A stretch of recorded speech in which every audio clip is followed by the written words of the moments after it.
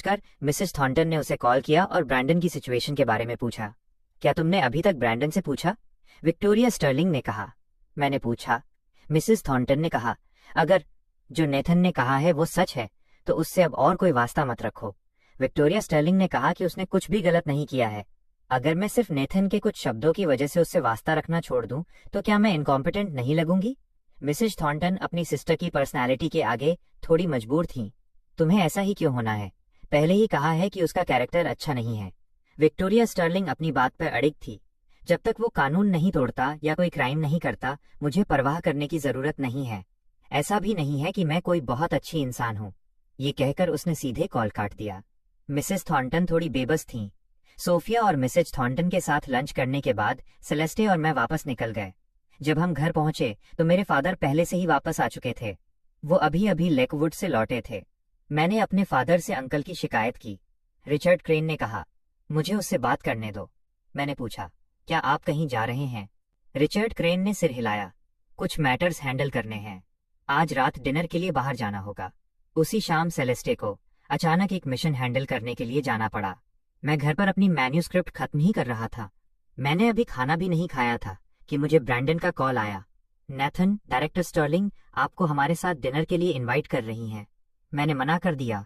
मेरे पास उनके साथ खाना खाने का टाइम नहीं है।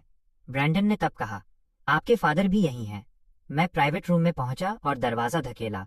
देखा कि विक्टोरिया स्टर्लिंग वहां बैठी है। ब्रैंडन आज्ञाकारी बनकर उसके बगल में बैठा था। मेरे फादर पास ही बैठे थे। शायद उन्होंने काफी ज्यादा पी ली थी। उनका चेहरा लाल हो गया था। हर कोई बारी बारी से उन्हें टोस्ट कर रहा था। वो और नहीं पीना चाहते थे, लेकिन विक्टोरिया स्टर्लिंग ने कहा कि ये उन्हें फेस नहीं देना हुआ, उनकी इज्जत न करना हुआ। क्रेन फैमिली लेकवुड में नंबर 1 हो सकती है, लेकिन न्यूयॉर्क जैसी जगह में उनकी कोई वैल्यू नहीं थी। इसके अलावा सामने वाला पक्ष विक्टोरिया स्टर्लिंग थी, जो मिसेस थॉर्नटन की छोटी बहन थी। रिचर्ड क्रेन ने सोचा कि उनके बेटे को अभी भी सेलेस्टे से शादी करनी है और वो उन्हें नाराज नहीं करना चाहते थे। मैं चलकर वहां गया। डैड, आपने इतनी ज्यादा क्यों पी ली? आपकी हेल्थ पहले से ही अच्छी नहीं है। रिचर्ड क्रेन ने अपने बेटे को देखा। नेथन, तुम यहाँ क्यों हो? मैंने अपने फादर के सामने रखे व्हाइट लिकर के ग्लासों की कतार देखी। हर कोई तमाशा देखने का इंतजार कर रहा था। मुझे वहां देखकर सब क्यूरियस थे। क्या यह मिस्टर क्रेन का बेटा है? काफी हैंडसम है, मैंने एक्सप्लेन किया। मेरे फादर की हेल्थ अच्छी नहीं है, वो इतना नहीं पी सकते। मैं उन्हें पहले घर ले जा रहा हूँ। विक्टोरिया स्टर्लिंग को देखकर मैं रफली गैस कर सकता था कि उसने अचानक मेरे फादर को क्यों ढूंढा होगा। सिर्फ इसलिए क्योंकि वो मेरा कुछ नहीं बिगाड़ सकती थी, इसलिए वो मेरे फादर को ट्रबल देना चाहती थी। सच में शेमलेस। विक्टोरिया स्टर्लिंग ने हल्के अंदाज में कहा, तुम्हारे फादर ने अभी अपनी ड्रिंक्स खत्म भी नहीं की हैं और वो अभी से जा रहे हैं। कितना बोरिंग है। बाकी लोग भी उनकी बातों में हाँ मिलाने लगे। ये सही है। मैंने विक्टोरिया स्टर्लिंग की तरफ देखा। अगर आपको पीना पसंद है तो आप पीजिए। मेरे फादर इसे हैंडल नहीं कर सकते। अगर कुछ भी होता है तो आप सब रिस्पॉन्सिबल होंगे। विक्टोरिया स्टर्लिंग ने कहा, चूंकि तुम अपने फादर की इतनी केयर करते हो तो तुम उनके बदले क्यों नहीं पी लेते? हर कोई मुझे ऐसे घूर रहा था जैसे मैं ये सब खत्म किए बिना वहां से नहीं जा सकता। मैंने व्हाइट लिकर की उस कतार को देखा। मैंने टेबल पर रखी बॉटल उठाई और व्हाइट लिकर के उन छोटे ग्लासों को एक साथ मिला दिया। विक्टोरिया स्टर्लिंग बगल में बैठी मेरा ये बोल्ड अंदाज देख रही थी। इतनी सारी व्हाइट लिकर पीने के बाद मेरा रिएक्शन क्या होगा? लिकर? वो इसके लिए काफी एक्साइटेड थी, ये सोचते हुए कि मैं सेलेस्टे की बैकिंग पर उछल रहा हूँ और उसे पूरी तरह से इग्नोर कर रहा हूँ। फिर उसे दोष मत देना। मैंने गिलास उठाया और विक्टोरिया स्टर्लिंग के सामने जाकर खड़ा हो गया। डायरेक्टर स्टर्लिंग मुझे बार बार पिला रही हैं, क्यों ना इसके बजाय मैं खुद डायरेक्टर स्टर्लिंग को टोस्ट करूं? विक्टोरिया स्टर्लिंग ने मुझसे कहा, ठीक है, काफी सिंसियर लग रहे हो। अगर तुम इसे सच में खत्म कर देते हो तो मैं तुम्हें पहले की बदतमीजी के लिए माफ कर दूंगी। तब मैं मुस्कुराया। थैंक यू डायरेक्टर स्टर्लिंग मुझे फेस देने के लिए। मैंने ये कहा और गिलास उठा लिया। मैंने उसे पिया नहीं, बल्कि सीधे विक्टोरिया स्टर्लिंग के सिर के ऊपर से, जहां वो बैठी थी, उसे उड़ेल दिया। सबको लगा था कि मैं आज्ञाकारी बनकर पी लूंगा, पर किसी को उम्मीद नहीं थी कि मैं सच में विक्टोरिया स्टर्लिंग के सिर पर सीधे लेकर डालने की हिम्मत करूंगा। ब्रैंडन खड़ा हो गया और मेरी तरफ बड़ी एंग्जाइटी से देखने लगा। नेथन, तुम ये क्या कर रहे हो? विक्टोरिया स्टर्लिंग ने एक महंगा सूट पहना हुआ था। वो अब बिल्कुल बदहाल दिख रही थी। तुम्हारे अंदर काफी गट्स हैं, मैंने विक्टोरिया स्टर्लिंग से कहा। अगर लोग मुझे परेशान नहीं करते तो मैं उन्हें परेशान नहीं करता। अगर आपको कोई इशू है तो सीधे मुझ पर आइए। आप मेरे फादर को इस तरह बुली कर रही हैं, मैं इसे ऐसे ही नहीं जाने दूंगा। विक्टोरिया स्टर्लिंग ने कहा, तुम इसे कैसे नहीं जाने दोगे? क्या तुम्हें पता भी है कि तुम कहाँ हो? विक्टोरिया स्टर्लिंग ने बोला और उसके बॉडीगार्ड्स ने तुरंत हमें घेर लिया। सेक्रेटरी यान चलकर आए और मेरी तरफ देखा। नेथन, दूसरी पार्टी विक्टोरिया स्टर्लिंग है। रिचर्ड क्रेन बिल्कुल भी उन्हें नाराज नहीं करना चाहते थे, लेकिन अब मैंने उन पर लिकर डाल दी थी। उन्हें थोड़ा डर था कि विक्टोरिया स्टर्लिंग फिजिकल हो सकती हैं। मैंने विक्टोरिया स्टर्लिंग से कहा, मैं देख सकता हूं कि आप बहुत गुस्से में हैं। आगे बढ़िए और मुझे हाथ लगाइए। मुझे फर्क नहीं पड़ता था कि विक्टोरिया स्टर्लिंग वाकई मेरे साथ फिजिकल होगी या नहीं। ज्यादा से ज्यादा वो मुझे पीट देगी, पर उससे मैं मर नहीं जाऊंगा। लेकिन मुझे मारने के जो कॉन्सिक्वेंसेज होंगे, मुझे नहीं पता था कि वो उन्हें झेल पाएगी या नहीं। विक्टोरिया स्टर्लिंग हंसी। तुम सेलेस्टे के फियांसे हो। जाहिर है मेरी इतनी हिम्मत नहीं कि मैं तुम्हें कुछ करूं। लेकिन विक्टोरिया स्टर्लिंग ने मेरे बगल में खड़े सेक्रेटरी यान की तरफ देखा। तुम्हारे फादर के सेक्रेटरी काफी हैंडसम हैं। चूंकि तुम सबके साथ पीना नहीं चाहते, तो क्यों ना इन्हें ही हमारा एंटरटेनमेंट करने दिया जाए। उसने ये कहा और किसी से सेक्रेटरी यान के लिए ड्रिंक्स डालने को कहा। सेक्रेटरी यान डर गए कि कहीं लड़ाई न हो जाए और तुरंत बोले, मैं पी लूंगा। ये कहने के बाद वो गिलास उठाने के लिए आगे बढ़े और विक्टोरिया स्टर्लिंग से कहा, डायरेक्टर स्टर्लिंग, हमारा नेथन इग्नोरेंट है। वो अभी बस एक बच्चा है, प्लीज उसकी बात का बुरा मत मानिए। सेक्रेटरी यान ने एक के बाद एक कई गिलास पी लिए। वे लोग अभी भी उन्हें छोड़ने का प्लान नहीं बना रहे थे। मैं गुस्से में था। विक्टोरिया स्टर्लिंग, क्या आपको ऐसा ही होना पड़ेगा? विक्टोरिया स्टर्लिंग चमकते हुए मुस्कुराई। गुस्सा मत हो, मैंने तुम्हें कुछ नहीं किया है। ये तो बस एक सेक्रेटरी है। सबका एंटरटेनमेंट करने में क्या बड़ी बात है? उसने ये कहा और एक चेयर खींची और मुझसे कहा, यंग मास्टर क्रेन, प्लीज बैठिए। मेरे साथ बहुत पोलाइट होने का नाटक कर रही थी, जबकि उसके लोग सेक्रेटरी यान को पीने के लिए फोर्स कर रहे थे। मैंने उसे इग्नोर किया और पुलिस को कॉल करने के लिए अपना फोन निकाला।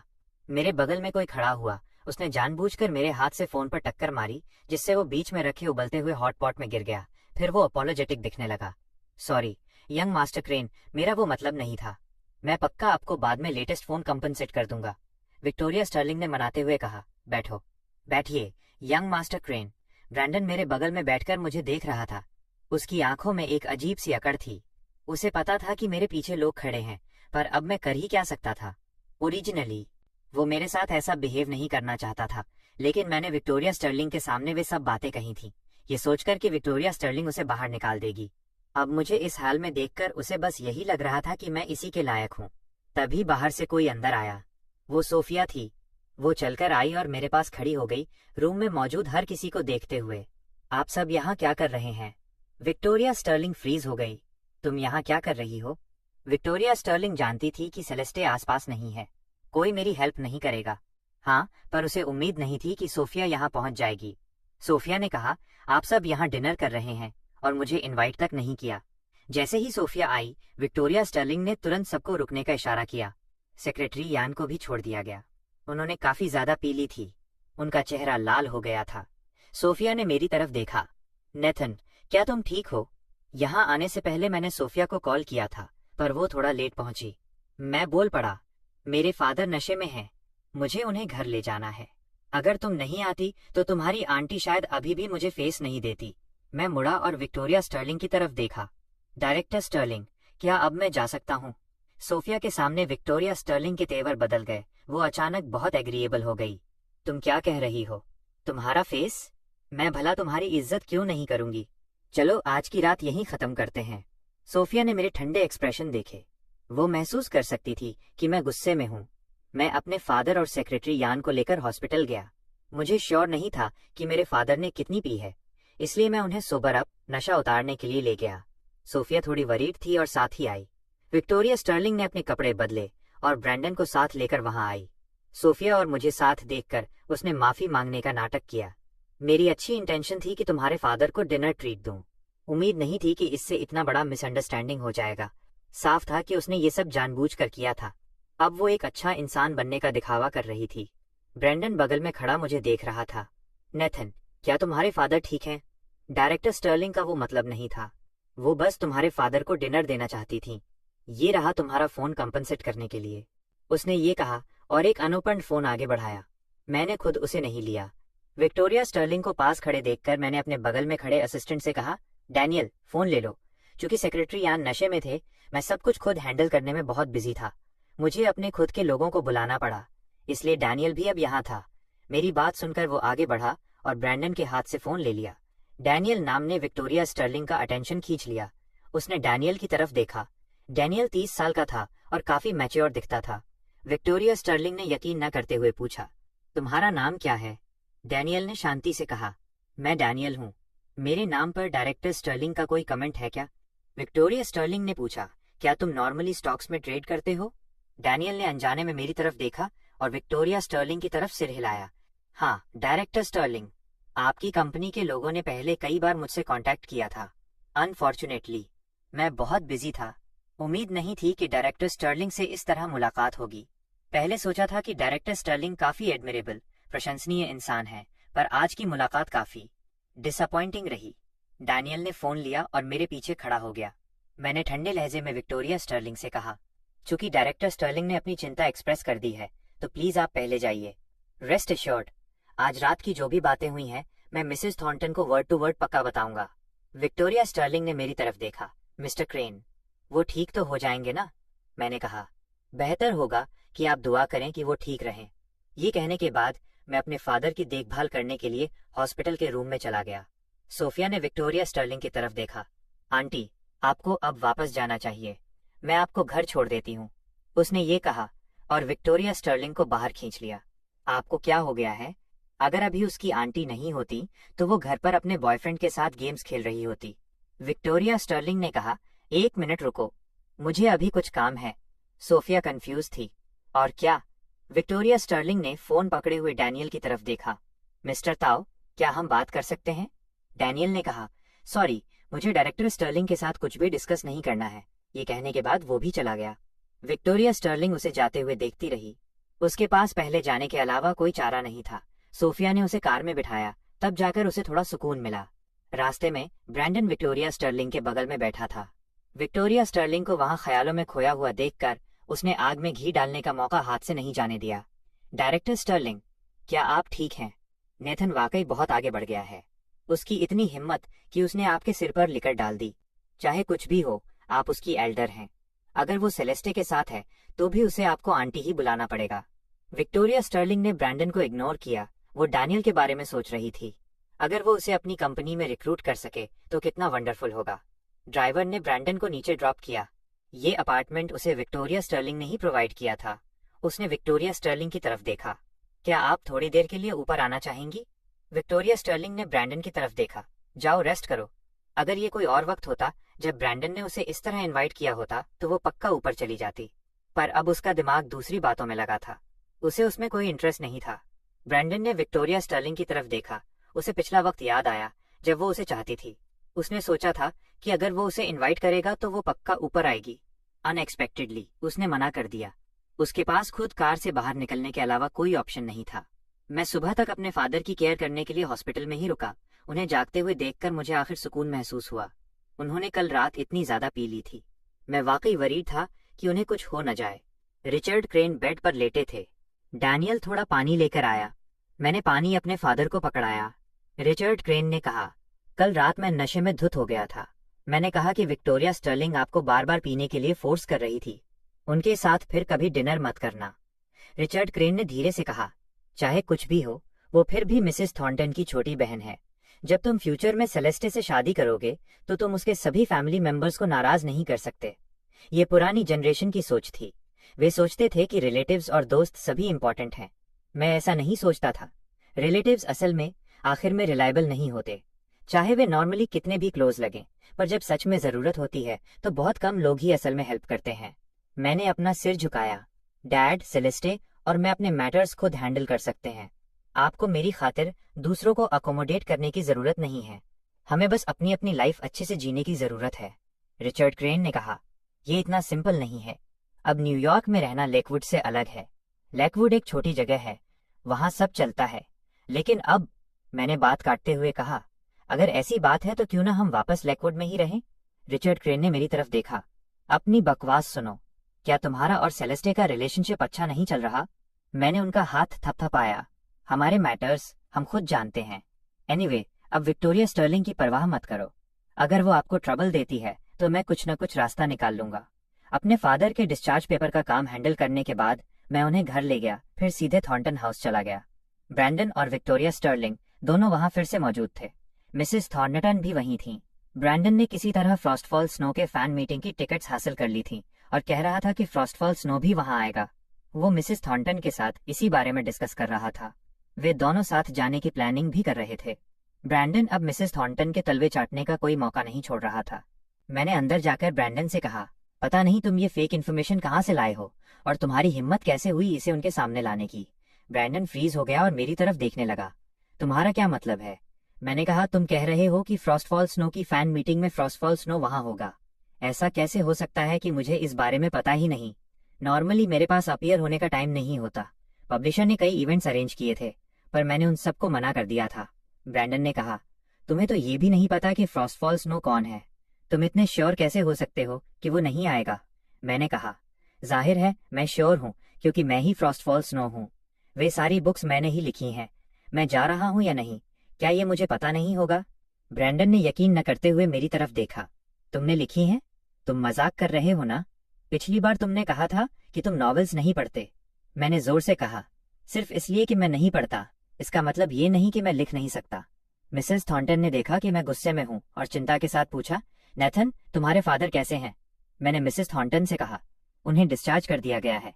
ऐसा लग रहा है कि आपको इस बारे में पहले से पता है। मैं आज इंसाफ मांगने आया हूँ। मिसेस थॉर्नटन ने अपने बगल में बैठी विक्टोरिया स्टर्लिंग को घूरा। उसने कहा कि वो बस तुम्हारे फादर को डिनर ट्रीट देना चाहती थी, उसका और कोई मतलब नहीं था। मैंने उसे डांटा है, साथ डिनर करने का मतलब ये नहीं कि तुम किसी को पीने के लिए फोर्स करती रहो। मैंने उसके बगल में बैठी विक्टोरिया स्टर्लिंग की तरफ देखा। मेरा सेलेस्टे से कांटेक्ट हुआ है, वो आ रही होगी। जब वो आ जाए तभी इस बारे में बात करते हैं। मिसेस थॉर्नटन ने कहा, क्या सेलेस्टे बहुत बिजी नहीं है? तुम्हें उसे इस तरह परेशान करने की जरूरत नहीं है। ये वाकई मेरी सिस्टर की ही गलती है। उन्होंने पहले ही विक्टोरिया स्टर्लिंग को कह दिया था कि वो कोई प्रॉब्लम क्रिएट न करे। उम्मीद नहीं थी कि वो फिर भी बदतमीजी करेगी और ये इंसिडेंट हो जाएगा। ब्रैंडन ने मुझसे कहा, नेथन हालांकि मैं जानता हूं कि तुम्हारा और सेलेस्टे का रिलेशनशिप अच्छा है, पर मिसेस थॉर्नटन तुम्हारी एल्डर है। तुम ये कोल्ड फेस किसे दिखा रहे हो? उसका लहजा बहुत जेंटल था पर उसके शब्द पूरी तरह क्रिटिसिज्म से भरे थे। वो जानबूझकर खुद को समझदार दिखाकर मुझे अग्रेसर की तरह पेश कर रहा था। मैंने कहा, जाहिर है मैं ये तुम्हें ही दिखा रहा हूँ। तुम सच में पहले जैसे ही हो, हमेशा दूसरों को अपने आगे इस्तेमाल करते हो। अब तो डायरेक्टर स्टर्लिंग भी तुम्हारे हाथ की कठपुतली बन गई है। लेकिन आज मैं देखना चाहता हूँ कि क्या डायरेक्टर स्टर्लिंग आपको बचाने के लिए खुद को चोट पहुंचाएंगी। मुझे इस तरह आक्रामक होते देख। विक्टोरिया स्टर्लिंग बगल में बैठी मुझे घूर रही थी। उसके होठों के कोने पर एक मुश्किल से दिखने वाली मुस्कान थी। ब्रैंडन ने मुझे ये कहते सुना कि विक्टोरिया स्टर्लिंग उसके हाथ की कठपुतली है और उसने तुरंत सफाई दी। डायरेक्टर स्टर्लिंग की काम के बारे में अपनी राय है। ऐसा मत कहो, मैं तो बस एक साधारण इंसान हूँ। डायरेक्टर स्टर्लिंग ने बस मुझे एक जॉब का मौका दिया है, मुझ में इतनी काबिलियत नहीं है। मैं हंसा, तुम एक साधारण इंसान हो।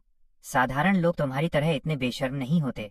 ब्रैंडन को इतना गुस्सा आया कि वो मेरा नाम पुकारने से खुद को रोक नहीं पाया। नेथन, ये महसूस करते हुए कि उसके इमोशंस कंट्रोल से बाहर हो रहे हैं, उसने खुद को रोका और मेरी परवाह करने का नाटक करने लगा। चाहे कुछ भी हो, तुम फ्यूचर में थॉर्नटन फैमिली में शादी करने वाले हो। अपनी इमेज पर थोड़ा ध्यान दो। ब्रैंडन जानता था कि क्रेन फैमिली के पास पैसा है। उसे पता था कि मैं सेलेस्टे के साथ हूँ, लेकिन ये थॉर्नटन हाउस था। मिसेस थॉर्नटन मेरी बुजुर्ग थीं। फिर भी मैं इतना अहंकारी हो रहा था। मैंने जवाब दिया, मेरी इमेज की चिंता करना छोड़ो। वैसे भी मेरी कोई इमेज नहीं है। जहां तक तुम्हारी बात है, मुझे नहीं पता कि तुम किस ब्रांड के कचरे के बैग हो जो चीजों को समेटने में इतने माहिर हो। पहले तुमने सेलेस्टे का बॉयफ्रेंड होने का नाटक किया, अब तुम फ्रॉस्टफॉल स्नो के करीब होने का नाटक कर रहे हो। मुझे फ्रॉस्टफॉल स्नो का जिक्र करते देख ब्रैंडन ने माथा सिकोड़ा। तो तुम्हारा मतलब है कि तुम सच में फ्रॉस्टफॉल स्नो हो? मैंने ये कहा और अपना फोन निकाला। तुम्हें लगता है कि मेरा चेहरा तुम्हारी तरह मोटा है? दिन भर लोगों के साथ रिश्ते बनाना। चूंकि तुम्हें फ्रॉस्टफॉल स्नो की इतनी परवाह है तो तुम पक्का उनके ट्विटर को फॉलो करते होगे, है ना? क्यों ना तुम अभी उसे खोलकर देखो। मिसेस थॉर्नटन नॉर्मली ट्विटर का भी इस्तेमाल करती थीं। उन्होंने हाउसकीपर से अपना टैबलेट मंगवाया और ट्विटर खोला। ब्रैंडन भी देखने के लिए पास आया। फ्रॉस्टफॉल स्नो के ट्विटर पर कुछ नहीं था। ब्रैंडन ने मेरी तरफ देखा। क्या तुमने ट्विटर चेक करने को नहीं कहा था? वहां तो कुछ भी नहीं है। मैंने उस पर एक नजर डाली, अपना फोन उठाया और ऐप खोला। हर कोई अभी भी कंप्यूटर का इस्तेमाल कर रहा था, लेकिन मैंने मोबाइल ट्विटर का इस्तेमाल करना शुरू कर दिया था। मैंने जल्दी से कुछ शब्द टाइप किए और पोस्ट कर दिया और मिसेस थॉर्नटन से कहा, अब आप देख सकती हैं। मिसेज थॉर्नटन ने पेज को रिफ्रेश किया और सच में देखा कि फ्रॉस्टफॉल स्नो ने कुछ पोस्ट किया था। बस कुछ ही शब्द। मिसेस थॉर्नटन ने ध्यान नहीं दिया और उन शब्दों को जोर से पढ़ दिया। ब्रैंडन, तुम बेवकूफ हो। उनके बगल में ब्रैंडन का चेहरा काला पड़ गया। इस सीन को यकीन न करते हुए देख रहा था। अगर फ्रॉस्टफॉल स्नो मैं नहीं होता तो वो कभी ऐसा नहीं कहते, लेकिन अब वहां लिखे शब्दों ने सब कुछ कह दिया था। मिसेस थॉर्नटन को खांसी आई। वो नॉर्मली एक बहुत ही सभ्य महिला थीं। अब उन्होंने गलती से कुछ अभद्र कह दिया था। उन्होंने मेरी तरफ देखा। नेथन, तुम सच में फ्रॉस्टफॉल स्नो हो? मैंने जवाब दिया, मैं तो बस बोरियत मिटाने के लिए हॉस्टल में समय काटने के लिए लिख रहा था। अगर ब्रैंडन ने इसका जिक्र नहीं किया होता तो मैं कुछ नहीं कहता। बस किसी को इतना बेशर्म होते हुए नहीं देख सकता था जो हर चीज से चिपकना चाहता है, यहाँ तक कि मिसेस थॉर्नटन को इम्प्रेस करने के लिए मेरी पहचान का इस्तेमाल कर रहा है। मिसेज थॉर्नटन ने पूछा, तो फिर फैन मीटिंग का क्या? मैंने अपना सिर हिलाया। वैसे भी मैं नहीं जा रहा हूँ। पता नहीं ब्रैंडन को ये कहाँ से मिला। मुझे लगा कि उसने बस कोई रैंडम इवेंट ढूंढ लिया होगा मिसेस थॉर्नटन से बातचीत शुरू करने के लिए। मिसेज थॉर्नटन वैसे भी इसे वेरीफाई नहीं कर सकती थी। मिसेज थॉर्नटन ने ब्रैंडन की ओर देखा। ब्रैंडन ने कहा, मिसेस थॉर्नटन। मिसेस थॉर्नटन ने कहा, इसे छोड़ो, हम इसके बारे में बाद में बात करेंगे। वैसे भी ये महत्वपूर्ण नहीं है। नेथन, तुमने अभी कहा कि सेलेस्टे आ रही है। वह लगभग कितने बजे तक यहाँ पहुंचेगी? मैंने समय देखा। जल्द ही। सेलेस्टे का नाम सुनकर ब्रैंडन का चेहरा सख्त हो गया। सेलेस्टे जल्द ही आ रही थी। तो क्या पिछली रात के बारे में विक्टोरिया स्टर्लिंग के लिए कोई मुसीबत खड़ी होने वाली थी? अगर उसे कुछ हो गया तो उसका क्या होगा? ब्रैंडन ने अंदर ही अंदर थोड़ा घबराया हुआ महसूस किया, लेकिन वो हार नहीं मानना चाहता था। उसने हिम्मत जुटाई और मुझसे कहा, नेथन, मुझे बस फ्रॉस्टफॉल स्नो बहुत ज्यादा पसंद है। किताबें बहुत अच्छी लिखी गई हैं। मैं तुम्हारा फैन भी हूँ। और कुछ नहीं। मैंने ब्रैंडन की ओर देखा। तुम्हें मेरी किताबें पसंद है? मैं काफी हैरान हूँ। ब्रैंडन ने अपनी बात जारी रखी।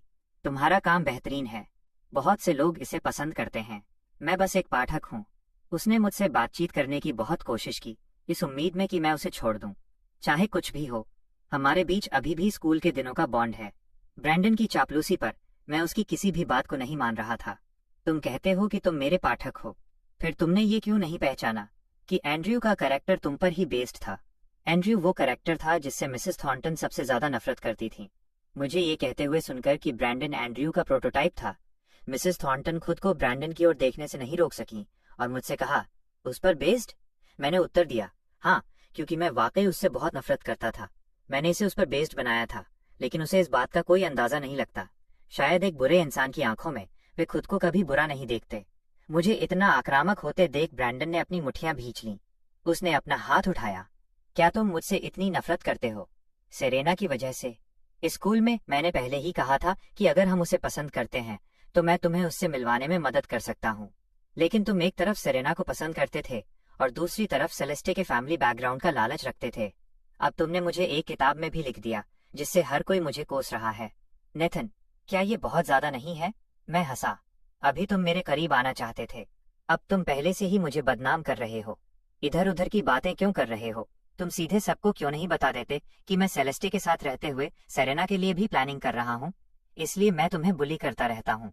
ब्रैंडन ने मूल रूप से विक्टोरिया स्टर्लिंग और उन लोगों से पहले भी यही कहा था। उसे उम्मीद नहीं थी कि मैं इसे सीधे कह दूंगा। वो जम गया। तुम इसे खुद स्वीकार कर रहे हो। मैंने कहा, मैं क्या स्वीकार कर रहा हूँ? तुम्हें लगता है कि अब न्यूयॉर्क में हमें कोई नहीं जानता, इसलिए तुम पुरानी बातों के बारे में जो चाहो कह सकते हो, है ना? ब्रैंडन मुझे घूरने लगा। तो तुम्हारा क्या मतलब है? ब्रैंडन ने अपनी बात अभी खत्म ही की थी जब दरवाजे से सेलेस्टे की आवाज आई। तो क्या तुम अभी भी उसे पहचानते हो? उसके पीछे दो लोग आ रहे थे। एक डायना थी। डायना न्यूयॉर्क आने के बाद सेलेस्टे के काफी करीब हो गई थी। सेलेस्टे ने उसे बहुत से काम सौंपे थे।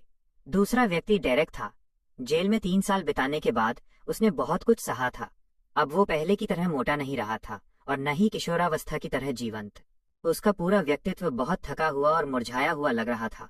जैसे ही उसने प्रवेश किया, उसकी नजर ब्रैंडन पर पड़ी। कई दिनों और रातों तक उसने हमेशा सोचा था कि वो वहीं मर जाना पसंद करेगा, लेकिन ये सोचकर कि ब्रैंडन अभी भी अच्छी तरह से जी रहा था, वो इसे स्वीकार करने को तैयार नहीं था। इस आदमी ने उसे कठपुतली की तरह नचाया था।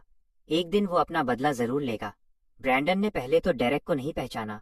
आखिरकार डेरेक इतना बदल चुका था कि जब तक उसने अपना मुंह नहीं खोला और उसका नाम नहीं पुकारा, ब्रैंडन उसे पहचान नहीं पाया।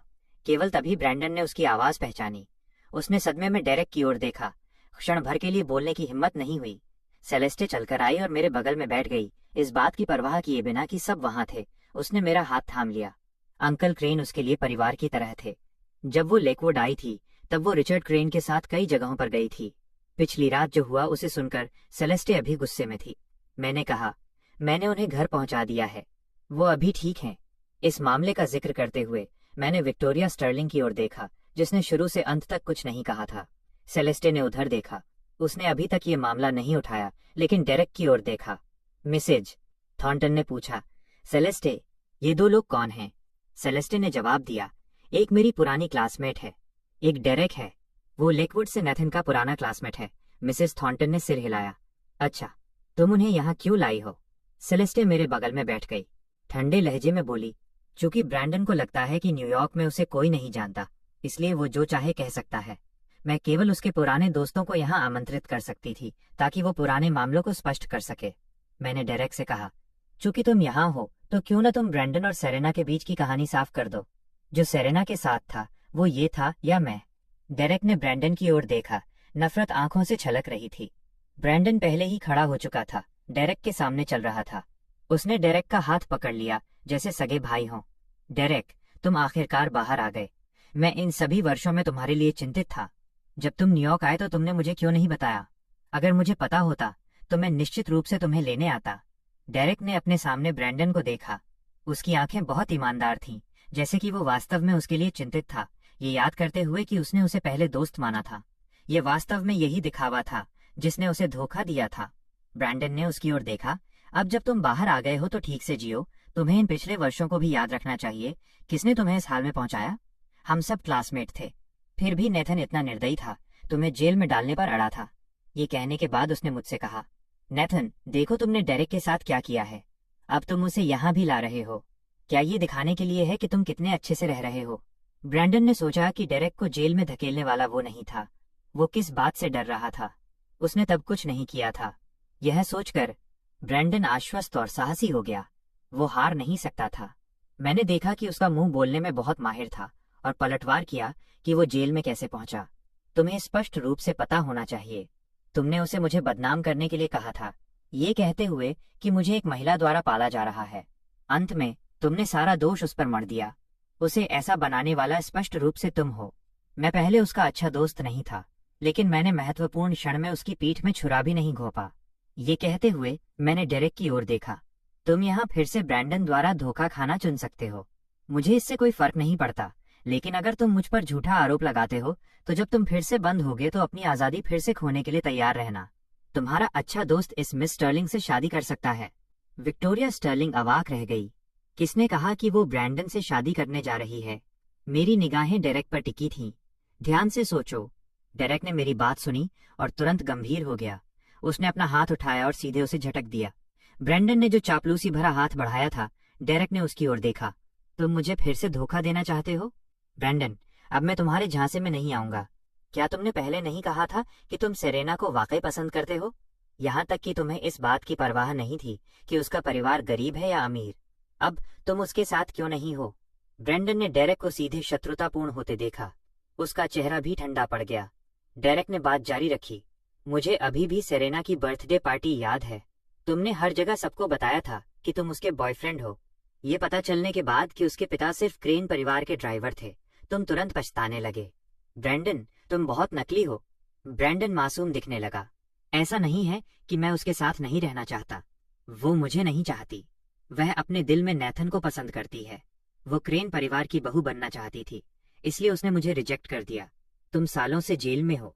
तुम्हें नहीं पता कि उसके और मेरे बीच क्या हुआ। डेरेक आग बबूला था। हर कोई जानता था कि वो तुम्हें ज्यादा पसंद करती थी, है ना? उस समय नेथन ने उस पर कितना पैसा खर्च किया था।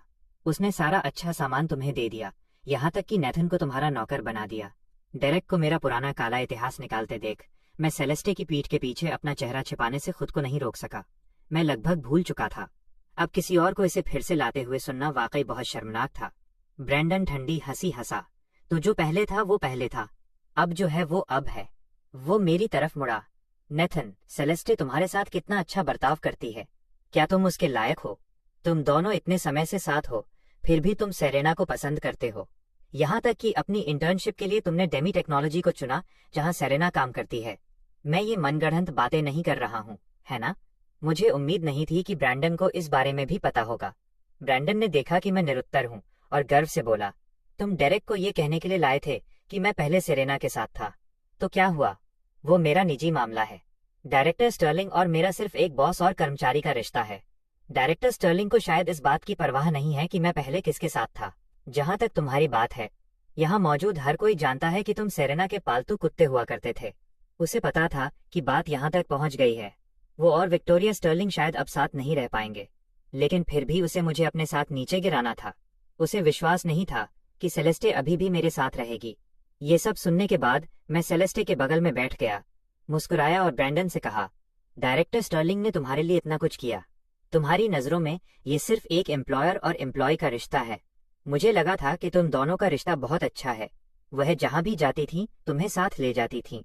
तुम्हारे लिए उन्होंने मेरे पिता तक को सबक सिखाया।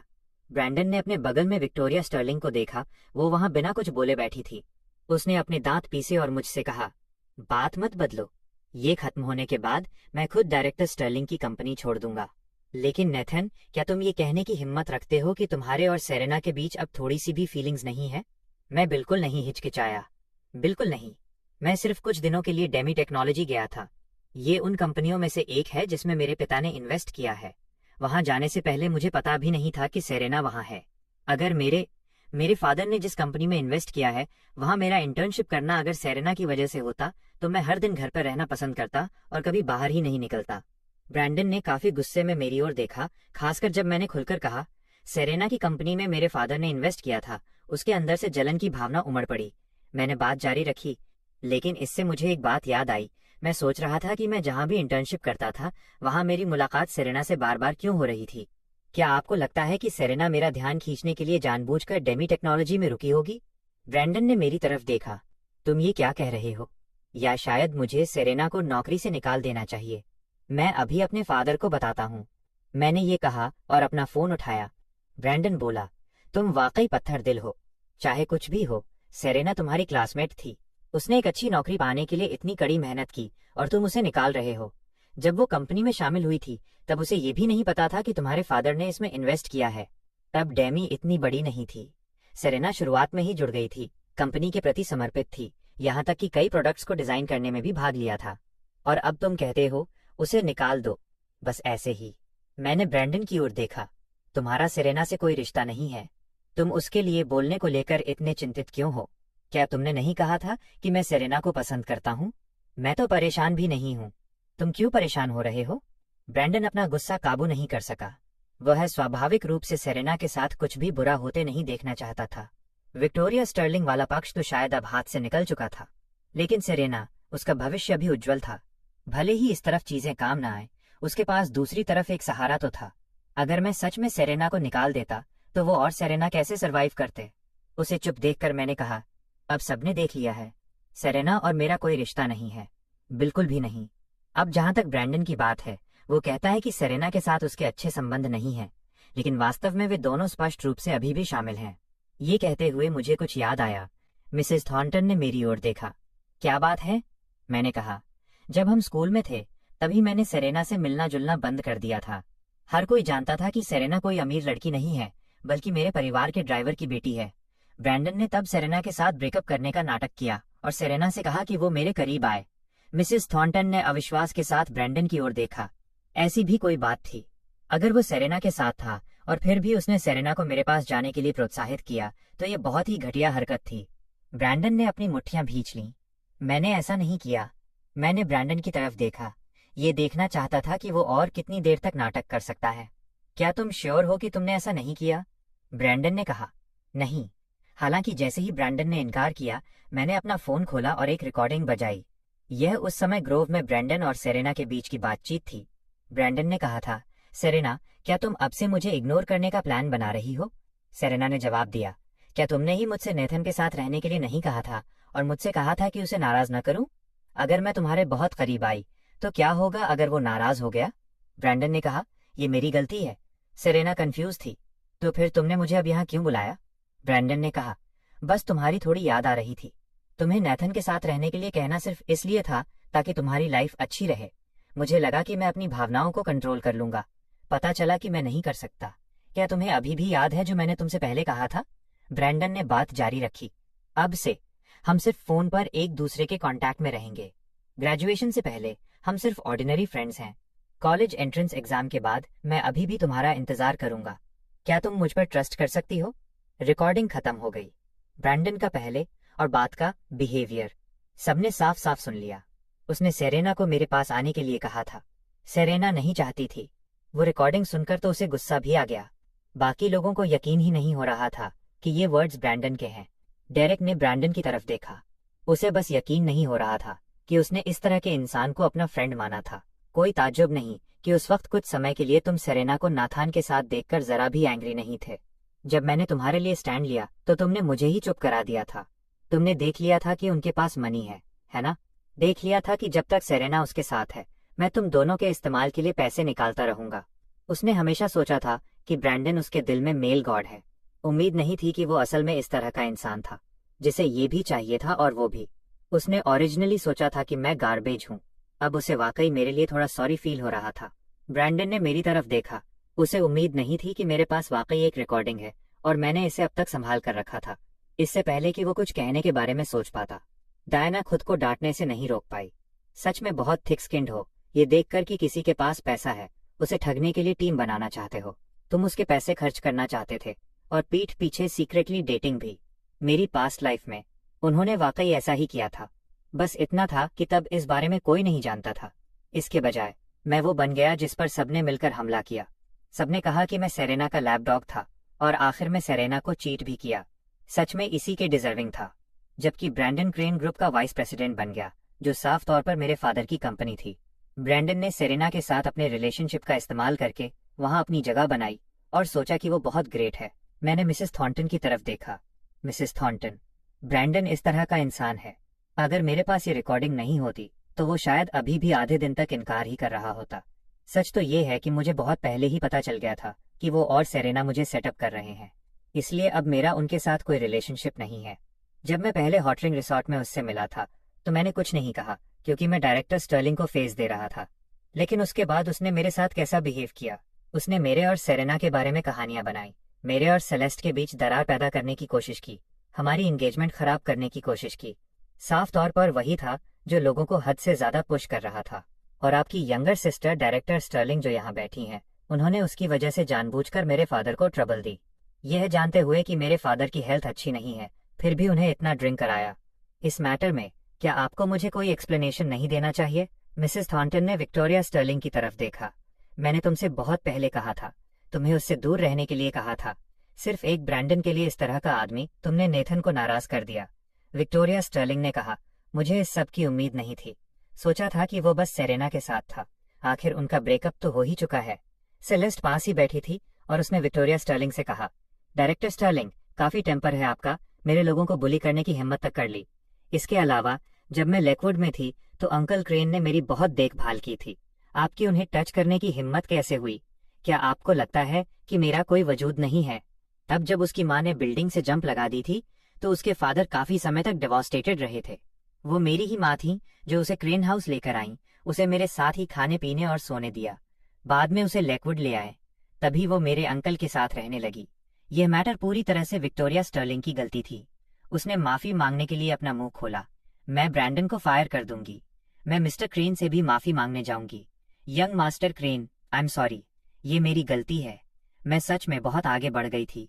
सेलेस्ट ने कहा, चूंकि तुम इतनी सिंसियर हो तो मैं तुम्हें एक चांस देती हूँ। सामान अंदर ले आओ। जैसे ही सेलेस्ट ने अपनी बात खत्म की, कई लोग व्हाइट लिकर के कई केसेस अंदर लेकर आए। सेलेस्ट ने सर्वेंट से सारी लिकर बाहर निकलवाई। ग्लासेस भी अरेंज कर दिए गए, सारे वाटर ग्लासेस, सब के सब व्हाइट लिकर से भरे हुए। एक ऑर्डिनरी इंसान 2 ग्लासेस के बाद ही ढेर हो जाएगा। अब वहां इतने सारे अरेंज थे। सेलेस्ट ने शांति से विक्टोरिया स्टर्लिंग से कहा, क्या तुम्हें ड्रिंक करना पसंद नहीं है? पी लो, मैं तुम्हारे साथ बैठूंगी। विक्टोरिया स्टर्लिंग ने उन लिकर की बोतलों को देखा। उसे रियलाइज हुआ कि सेलेस्ट इस मामले में सीरियस थी। सेलेस्ट, क्या ये कुछ ज्यादा नहीं है? सेलेस्ट ठंडी हंसी हंसी। डायरेक्टर स्टर्लिंग मुझे फेस नहीं देंगी। आपको लगता है कि मैं इतने समय तक लेकवुड में थी, इसलिए थॉर्नटन हाउस में मेरी कोई से बात नहीं है? या आपको लगता है कि मैं थॉर्नटन फैमिली का हिस्सा नहीं हूँ? आप मुझे लुक डाउन कर रही हैं। वो साफ तौर पर उससे कई साल छोटी थी, लेकिन उसके सामने बैठकर विक्टोरिया स्टर्लिंग को सच में प्रेशर फील हो रहा था। उसने एडमिट किया कि उसने पहले सेलेस्ट को अंडर एस्टिमेट किया था। अब वो जवान है, फिर भी ज्यादा से ज्यादा अपने फादर की तरह होती जा रही है। मेरी इतनी हिम्मत नहीं कि मैं आपको लुक डाउन करूं, सेलेस्ट ने कहा। तो फिर आज पियो। जब तक ये बोतलें खत्म नहीं हो जाती तुम यहाँ से नहीं जाओगी। उसकी बात खत्म होने के बाद डायना और बाकी लोग आगे आए। विक्टोरिया स्टर्लिंग के लिए लेकर डाली। वो नहीं पी रही थी। डायना ने सीधे एक्शन लिया। डायरेक्टर स्टर्लिंग, आप वाकई अपनी सिस्टर को लुक डाउन कर रही हैं। कल रात विक्टोरिया स्टर्लिंग ने रिचर्ड क्रेन को इसी तरह टारगेट किया था। मैं सोफे पर बैठकर ये सीन देख रहा था। बिल्कुल भी खुश नहीं था, बस अंदर ही अंदर ये फनी लग रहा था। कल रात Victoria Sterling high and mighty बनकर दूसरों को टॉर्मेंट कर रही थी और अब वो खुद टॉर्मेंट होने वाली बन गई थी। सेलेस्ट मेरे बगल में बैठी थी। उसे परवाह नहीं थी कि वे लोग कैसे खेल रहे हैं। उसकी गेज मुझ पर पड़ी। सॉरी नेथन, मैंने अपनी आईब्रोज ऊपर की। माफी क्यों मांग रही हो? सेलेस्ट ने कहा। अगर मैं कल यहाँ होती तो ये सब नहीं होता। मैंने कहा कि ये तुम्हारी वजह से नहीं हुआ। इसके अलावा तुम्हारी सिस्टर भी तुम्हारी ही खातिर मेरी हेल्प करने आई थी। सेलेस्ट मेरे बगल में बैठी थी। कहा, बाद में जब इसकी ड्रिंकिंग खत्म हो जाएगी तो मैं तुम्हारे साथ वापस अंकल क्रेन से मिलने चलूंगी। मैंने एक हुंकारी भरी। विक्टोरिया स्टर्लिंग काफी ज्यादा पी चुकी थी। क्लियरली वो और ज्यादा नहीं झेल सकती थी। मिसेस थॉर्नटन ने देखा कि वे अभी भी उसे पीने के लिए फोर्स कर रहे हैं। उन्हें सच में डर लग रहा था कि कहीं वो पी पी कर मर न जाए।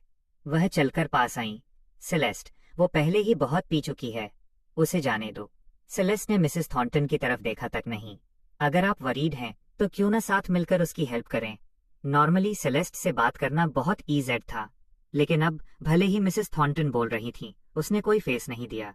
मिसेस थॉर्नटन चिंता के मारे पागल हो रही थीं, पर उन्हें डर था कि कहीं घर में किसी की डेथ ना हो जाए, और डर था कि कुछ हो न जाए, उनकी सिस्टर के साथ कुछ हो न जाए। अलेक्जेंडर थॉर्नटन को कॉल करने के अलावा और कोई चॉइस नहीं थी। लगभग शाम हो चुकी थी जब अलेक्जेंडर थॉर्नटन आखिरकार बाहर से लौटे।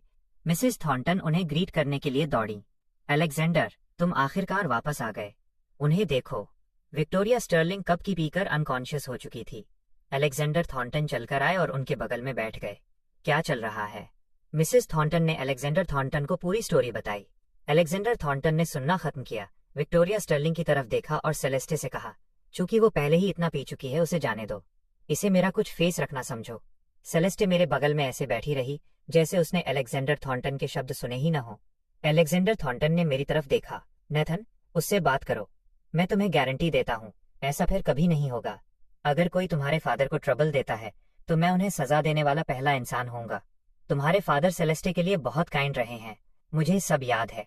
अलेक्जेंडर थॉर्नटन को भी पता था कि उनकी बेटी के मैटर्स में क्रेन फैमिली ने बहुत हेल्प की थी। सेलेस्टे के मन में क्रेन फैमिली के लिए स्पेशल फीलिंग्स थी। यही वजह थी कि उन्होंने सेलेस्टे के मेरे साथ होने का कभी अपोज नहीं किया था। एक्चुअली बहुत से लोग सोचेंगे कि मेरे फैमिली बैकग्राउंड के साथ थॉर्नटन फैमिली की बेटी से शादी करना मैरिंग अप था। सेलेस्टे की कंडीशंस के साथ वो पूरी तरह से कोई बेहतर इंसान ढूंढ सकती थी, लेकिन वो जानते थे कि अगर वो सेलेस्टे की ये एक विश भी पूरी नहीं कर पाए तो उनके और उनकी बेटी के बीच का बॉन्ड शायद पूरी तरह खत्म हो जाएगा। मैंने सोचा कि विक्टोरिया स्टर्लिंग काफी पैथेटिक लग रही थी। अंदर से सेटिस्फाइड फील हुआ।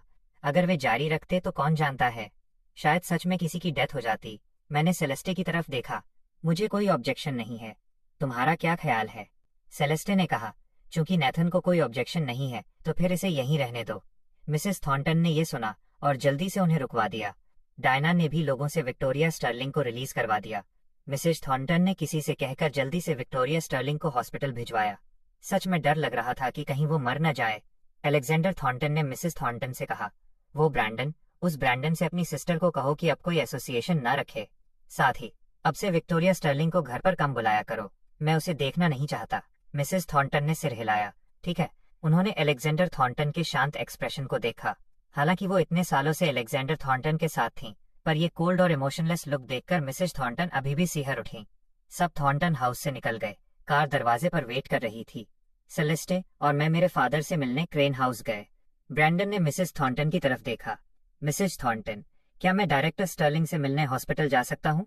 मिसेस थॉर्नटन ने ब्रैंडन की तरफ देखा। क्या तुमने उन्हें काफी नुकसान नहीं पहुंचाया है?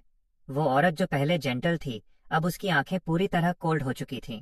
ओरिजिनली सोचा था कि उनकी सिस्टर ने बस एक असिस्टेंट हायर किया है, वो बस एंजॉय करना चाहती थी। मिसेस थॉर्नटन ने इसके बारे में कुछ नहीं सोचा था, पर अब इस आदमी ने विक्टोरिया स्टर्लिंग को लगभग मार ही डाला था।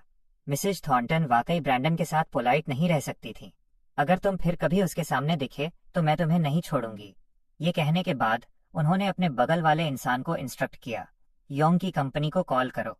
साथ ही अब से मैं उसे स्टर्लिंग फैमिली के ग्रुप के अंडर किसी भी कंपनी में देखना नहीं चाहती। Yes Mrs Thornton. Mrs Thornton ने सीधे लोगों से कहकर ब्रैंडन को थॉर्नटन हाउस से बाहर फेंकवा दिया। मैं कार में बैठा था। सेलेस्ट मुझ पर लीन सहारा लेकर लेटना हो गई। मैंने उसकी तरफ देखा। तुम मुझ पर क्यों लीन हो रही हो? सेलेस्ट ने कहा, डर लग रहा है कि तुम कहीं भाग न जाओ। मैंने उसके सिर के ऊपर हाथ फेरा। अचानक, मैं क्यों भागूंगा? सेलेस्ट ने मेरी तरफ ऊपर देखा। अगर आज का मैटर ठीक से हैंडल नहीं होता तो क्या तुम तब भी मेरे साथ होते? मैंने आंसर दिया, जरा भी हेजिटेट नहीं किया। नहीं। हालांकि मुझे सेलेस्ट वाकई बहुत पसंद थी, पर मेरे फादर से ज्यादा इम्पोर्टेंट कोई नहीं था। सेलेस्ट ने मुझे बोलते सुना। काफी अग्रीव्ड दुखी दिखी। मुझे पता था। मैंने कहा, क्या पता था? सेलेस्ट ने पाउट किया। तुम हमेशा मुझे छोड़ने के लिए रेडी रहते हो।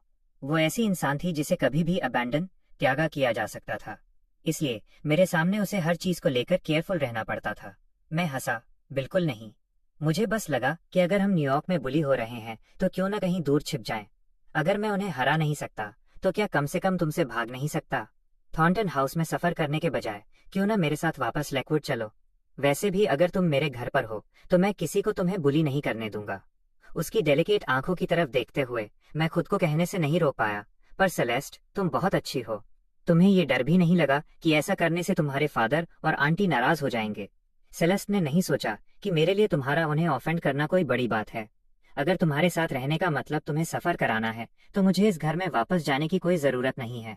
थॉर्नटन हाउस उसके लिए वैसे भी कुछ नहीं था। ये इसलिए था क्योंकि पहले उसके फादर ने कहा था कि वो 18 साल की होने तक लेकवुड में रहे। अडल्ट होने के बाद उसे थॉर्नटन हाउस लौटना पड़ा।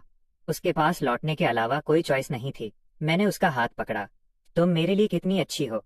मुझे तुम्हें कैसे रिवॉर्ड देना चाहिए? सेलेस्ट ने मेरी तरफ देखा। जरूरत नहीं है। मैंने अपने लिप्स कर्व किए, मुस्कुराया। किसने कहा जरूरत नहीं है? जरूरत है। जरूरत है। कैसा रहेगा अगर हम एक रूम ले लें? ड्राइवर ने जोर से ब्रेक्स मारे। सेलेस्ट अचानक से संभल नहीं पाई और मेरी बाहों में गिर गई। सेलेस्ट थोड़ी ऑकवर्ड हो गई।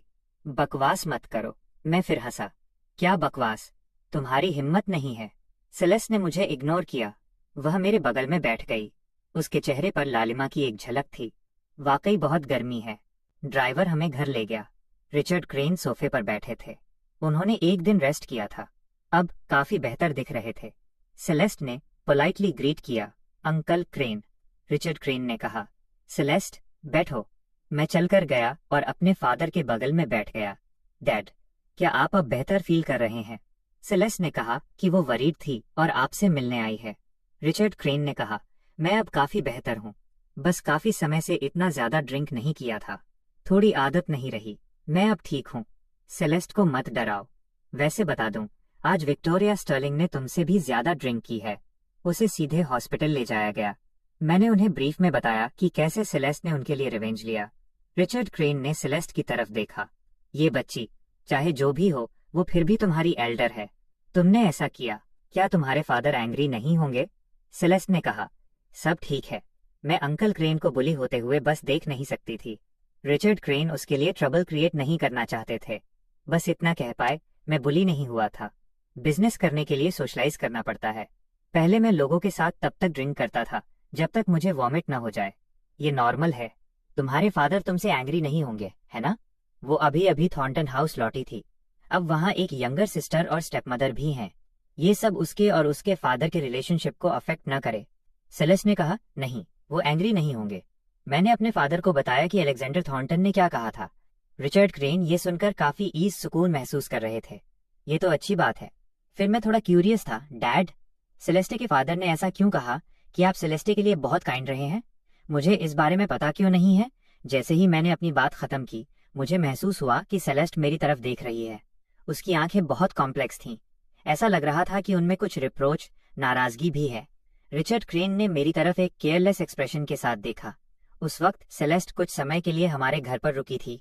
क्या तुम्हें याद नहीं? मैं पजल्ड था। क्या वो रुकी थी? रिचर्ड क्रेन ने कहा। शायद इसलिए क्योंकि तब तुम बहुत छोटे थे। बाद में तुम्हें बुखार हुआ और उससे तुम्हारा दिमाग जल गया। याद न रहना नॉर्मल है। कुछ लोगों को तब की यादें होती हैं जब वे 2 या 3 साल के थे। कुछ लोग 5 या 6 साल की उम्र का भी याद नहीं रख पाते। क्लियरली सेलेस्ट पहले टाइप की थी। मैं दूसरे टाइप का था। मुझे वाकई याद नहीं आ रहा था कि मैं कभी सेलेस्ट के साथ रहा था। इसके अलावा मेरी मदर के गुजर जाने के बाद मेरे फादर डरे हुए थे कि मैं सैड हो जाऊंगा, इसलिए उन्होंने सारी पुरानी फोटोज हटा दी थी। रिचर्ड क्रेन ने चार्ल्स से फोटो एल्बम लाने को कहा। मैं बगल में बैठकर एल्बम देख रहा था। वहां वाकई मेरी और सेलेस्ट की साथ में फोटोज थीं। वो बचपन में भी ब्यूटीफुल थी। बड़ी आंखें। स्नोबॉल तब सिर्फ एक पप्पी था। फोटो में मैं था, मेरे पेरेंट्स और सेलेस्ट, 4 लोगों की एक फैमिली। सेलेस्ट साफ तौर पर काफी छोटी थी, पर उसके चेहरे पर कोई एक्सप्रेशन नहीं था। वो फोटो में मुझे बहुत ही स्ट्रेंज गेज, अजीब निगाह से देख रही थी। रिचर्ड क्रेन ने मेरी तरफ देखा। अब याद आया? मैंने सिर हिलाया। लगता है ऐसी कोई बात थी। रिचर्ड क्रेन ने अपनी बात जारी रखी। तुम्हारी मदर के जाने के बाद तुम कुछ समय के लिए बीमार थे। तुम्हें उनकी याद ना आए इसलिए मैंने सेलेस्ट को और आने नहीं दिया। बाद में जब सेलेस्ट आई तो तुम उसके साथ खेलते भी नहीं थे। मैंने सेलेस्ट की तरफ देखा। सच में? सेलेस्ट ने कहा। ठीक है, मुझे इसकी आदत है। वो देख रही थी कि मुझे वो याद नहीं है। मैं उसके साथ पूरी तरह से एक रिलेटिव के फ्रेंड की तरह बिहेव कर रहा था। वो उस वक्त काफी शांत रहती थी और मेरे सामने कभी खुद से इनिशिएटिव पहल नहीं लेती थी, इस डर से कि कहीं मुझे मेरी मदर के जाने की सैड बात याद ना आ जाए। उम्मीद नहीं थी कि आखिर में मुझे सेरेना के पीछे भागते हुए देखेगी, उसके सामने अपीयर होते हुए, मुझे नफरत भरी नजरों से देखते हुए, जैसे कि मैं कोई डर्टी चीज हूँ। यहाँ तक कि मेरे साथ एंगेजमेंट की बात सुनकर भी उसने बहुत रेजिस्ट विरोध किया था। मैंने सेलेस्ट की तरफ देखा, हालांकि उसका चेहरा बहुत शांत था। मुझे ऐसा क्यों लग रहा है कि तुम एंग्री हो? सेलेस्ट ने ब्लैंडली, रूखेपन से कहा। एंग्री नहीं हूँ, मेरा फेस ही ऐसा कोल्ड है। अगर मैंने उसे मुस्कुराते हुए न देखा होता कि वो किसी से भी ज्यादा हैप्पी लगती थी तो मैं उसकी बात पर यकीन कर लेता। वो वाकई एंग्री थी। डिनर के बाद रिचर्ड क्रेन रेस्ट करने चले गए। सेलेस्ट और मैं लिविंग रूम में बैठे थे। वो मेरे बगल में बैठी थी, टीवी देखने पर फोकस्ड थी। मैंने उसके लिए लीची छीली। इसे खाओ, सेलेस्ट ने प्राउडली कहा। जरूरत नहीं है, मैंने कोक्स मनाया किया। ये डिलिशियस है, मैं इसे तुम्हारे मुंह तक ला रहा हूँ। चाहिए? अब एंग्री मत हो। जब से पुराने मैटर्स का जिक्र हुआ था वो तब से एंग्री थी और मुझसे एक वर्ड भी नहीं बोल रही थी। सेलेस्ट टीवी को घूरती रही। खुद खा लो, मैंने कहा। अगर तुम इसे नहीं खाओगी तो मैं तुम्हें किस करूंगा। मुझे बोलते सुनकर उसने मेरे हाथ का पीछा किया और लीची को काट लिया। मैं स्पीचलेस था। तुम क्या मतलब? क्या तुम मेरी किस करने से इतना डरती हो? सेलेस्ट ने मेरी तरफ देखा। तुम्हें मैं याद नहीं हूँ। तुम्हें स्नोबॉल भी याद नहीं है। मैंने सुना है कि हर बार तुम स्नोबॉल से दूर रहते थे। सेलेस्ट जानती थी कि मैं डेफिनेटली पुराने मैटर्स याद नहीं रख सकता था। शायद बाद में भी याद नहीं कर पाऊंगा। वे यादें मेरे लिए बहुत डिस्टेंट थीं। लोग सिर्फ वही यादें भूलते हैं जो उनके लिए इम्पोर्टेंट नहीं होती, जैसे मुझसे रिलेटेड सब कुछ। उसने कभी कुछ नहीं भुलाया था, फिर भी मैं सब कुछ भूल गया था। ये प्रूव करता था कि मेरे हार्ट में उसका कोई मैटर नहीं था। मुझे उम्मीद नहीं थी कि वो यहाँ पुराने मैटर्स खोदेगी। अगर मुझे पता होता तो मैं अपने फादर के सामने उन चीजों के बारे में नहीं पूछता। उसे कोक्स करने के लिए मैं बोल पड़ा। एक्चुअली मुझे पहले से ही थोड़ा याद आ गया है, सेलेस्ट ने सॉफ्टली कहा। तो मुझे बताओ तुम्हें क्या याद है? मुझे चुप देखकर सेलेस्ट तुरंत समझ गई। झूठे। उसकी आंखों ने मुझे बहुत डिसअपॉइंटमेंट के साथ देखा। मैंने सोफे पर अपने पैर ऊपर रखे, अपना आर्म उसके शोल्डर्स के चारों ओर लपेट लिया। इस वर्ल्ड में केवल मैं ही उसके सामने इतना कैजुअल होने की हिम्मत करता था। मैंने उसकी फिंगर्स की तरफ देखा, फिर से अपनी पास्ट लाइफ के बारे में सोचने लगा। शुरू से अंत तक मुझे सेलेस्ट के साथ अपने रिलेशनशिप के बारे में कभी पता ही नहीं चला, तो वो उन चाइल्डहुड मेमोरीज को पकड़े हुए थी। इस पूरे समय मेरा इंतजार कर रही थी, ये सोचते हुए कि मैं कुछ भी याद नहीं रख सका। और आखिर में जब वो मुझे ले जाना चाहती थी, मैंने कितनी हर्टफुल बातें कही थी। वो तब कितनी सैड रही होगी। फॉर्चुनेटली मुझे एक डू ओवर मिला। सेलेस्ट ने मुझे साइलेंट होते देखा। अगर तुम्हें नींद आ रही है तो पहले सो जाओ, मैंने कहा। नींद नहीं आ रही, पुराने दिनों के बारे में सोच रहा हूँ। मुझे तुम्हारे प्रति थोड़ा सॉरी फील हो रहा है। उसने सुना कि मेरी आवाज में कुछ ग्रीवॉन्स, शिकायत थी। सेलेस्ट जो अभी मुझे इग्नोर कर रही थी, अब मेरे चेस्ट से लग गई, कंफर्ट करते हुए। मैं तो बस तुम्हारे साथ जोकिंग कर रही थी, तुमसे एंग्री नहीं हूँ। हालांकि मैं ही केयरलेस था, लेकिन खोने से डरने वाली हमेशा सेलेस्ट ही थी। क्लियरली वे लगभग एक ही एज के थे, लेकिन वो इतनी मैच्योर कैसे हो सकती थी? मैंने उसकी तरफ देखा। मैंने तुम्हारे साथ इतना बुरा बिहेव किया, फिर भी तुम अभी भी मेरे साथ हो। क्या तुम कोई एंजल हो? सेलेस ने मुझे बोलते सुना, अपना सिर उठाया और मेरे लिप्स पर किस किया। तुम्हें पा लेना ही काफी है। ब्रैंडन का सामान डॉर्मेट्री से बाहर फेंक दिया गया। उसने अपनी चीजें लीं और सेरेना की जगह पर लौट आया। सेरेना अभी कंपनी से वापस आई थी। उसे हॉलवे में बैठा देखकर वो थोड़ी सरप्राइज्ड थी। तुम यहाँ क्यों हो? ब्रैंडन की आंखें लाल हो गईं। मुझे फायर कर दिया गया, सेरेना ने कहा। क्या तुमने नहीं कहा था कि चीजें अच्छी चल रही हैं? अब तुम अपना सारा लगेज भी वापस ला रहे हो। याद है जब वो पहले मूव आउट हुआ था, कितना हैप्पी लग रहा था। उसने सोचा था कि उसकी जॉब स्टेबल है। ब्रैंडन अग्रीव्ड दिखा। सेरेना, मेरे पास जाने के लिए और कोई जगह नहीं है। मुझे लगता है कि मैं अब और नहीं झेल सकता, सेरेना ने रिप्लाई किया। क्या तुमने नहीं कहा था कि तुम्हारा बॉस वाकई तुम्हें वैल्यू देता है? ब्रैंडन ने एंग्री होकर कहा। ये नेथन है, वो मेरे बॉस को जानता है, इसलिए उसने मुझे फायर करवाने का रास्ता ढूंढ लिया। मुझे वाकई समझ नहीं आता, क्या वो मुझे मरा हुआ देखना चाहता है तभी वो मेरा पीछा छोड़ेगा? वो बहुत अपसेट था। सेरेना को भी गुस्सा आ गया। क्या वो पागल हो गया है? वाकई लोगों को जीने का रास्ता नहीं देगा, ब्रैंडन ने कहा। मुझे उम्मीद नहीं थी कि वो मुझसे इतनी नफरत करेगा। सेरेना ने उसे डिफेंड किया, उसका सामान अंदर ले जाने में हेल्प की। अंदर आओ ब्रैंडन। सोफे पर बैठ गया। सेरेना ने उसकी तरफ देखा। वो तुम्हें इस तरह टारगेट क्यों कर रहा है? ब्रैंडन ने अपना सिर झुका लिया। उसे उस साल के बारे में पता चल गया है जब मैंने तुम्हें उसके पास जाने के लिए कहा था, इसलिए वो ग्रज, नाराजगी पाले हुए है। इसके अलावा उसके पास तब की एक रिकॉर्डिंग है जब हम ग्रोव में थे, जब मैंने तुमसे ग्रेजुएशन के बाद साथ होने का इंतजार करने के लिए कहा था। उसने तब सब कुछ सुन लिया था। इस मैटर का जिक्र होने पर सेरेना ने भी माथा सिकोड़ा। तो नेथन को तब से सब पता था। कोई ताज्जुब नहीं कि बाद में उसने चाहे जो भी किया, नाथन ने उसकी जरा भी परवाह नहीं की। उसकी आंखें उसे देखते हुए और भी कोल्ड हो गई थी। उसने कहा, फिर भी उसे तुम्हें इस तरह टारगेट करने की जरूरत नहीं है ना? ओरिजिनली जब वे दोबारा मिले थे तो उसके मन में मेरे लिए एक अच्छा इंप्रेशन था, लेकिन उसे उम्मीद नहीं थी कि मैं ब्रैंडन को इस तरह बुली करूंगा। ये सुनकर कि रिचर्ड क्रेन बीमार है, उसने मिलने के बहाने क्रेन हाउस आने का फैसला किया। रिचर्ड क्रेन ने उसे बड़े होते देखा था। मैं भी उसके प्रति काफी पोलाइट था। पिछली बार जब सेरेना आई थी, रिचर्ड क्रेन घर पर नहीं थे। मैंने सीधे उसे बाहर निकाल दिया था। आज जब वो आई तो रिचर्ड क्रेन इत्तेफाक से घर पर ही थे। मैंने अभी अपने रूम में कपड़े पहनना खत्म ही किया था। जब आंटी जो मुझे बुलाने आई, मैं नीचे गया और सेरेना को अपने फादर के साथ बैठे देखा। सेरेना को आया देख मैंने मजाक उड़ाया। मैंने तुम्हें पिछली बार बाहर निकाल दिया था, फिर भी तुम्हारी यहाँ आने की हिम्मत हुई।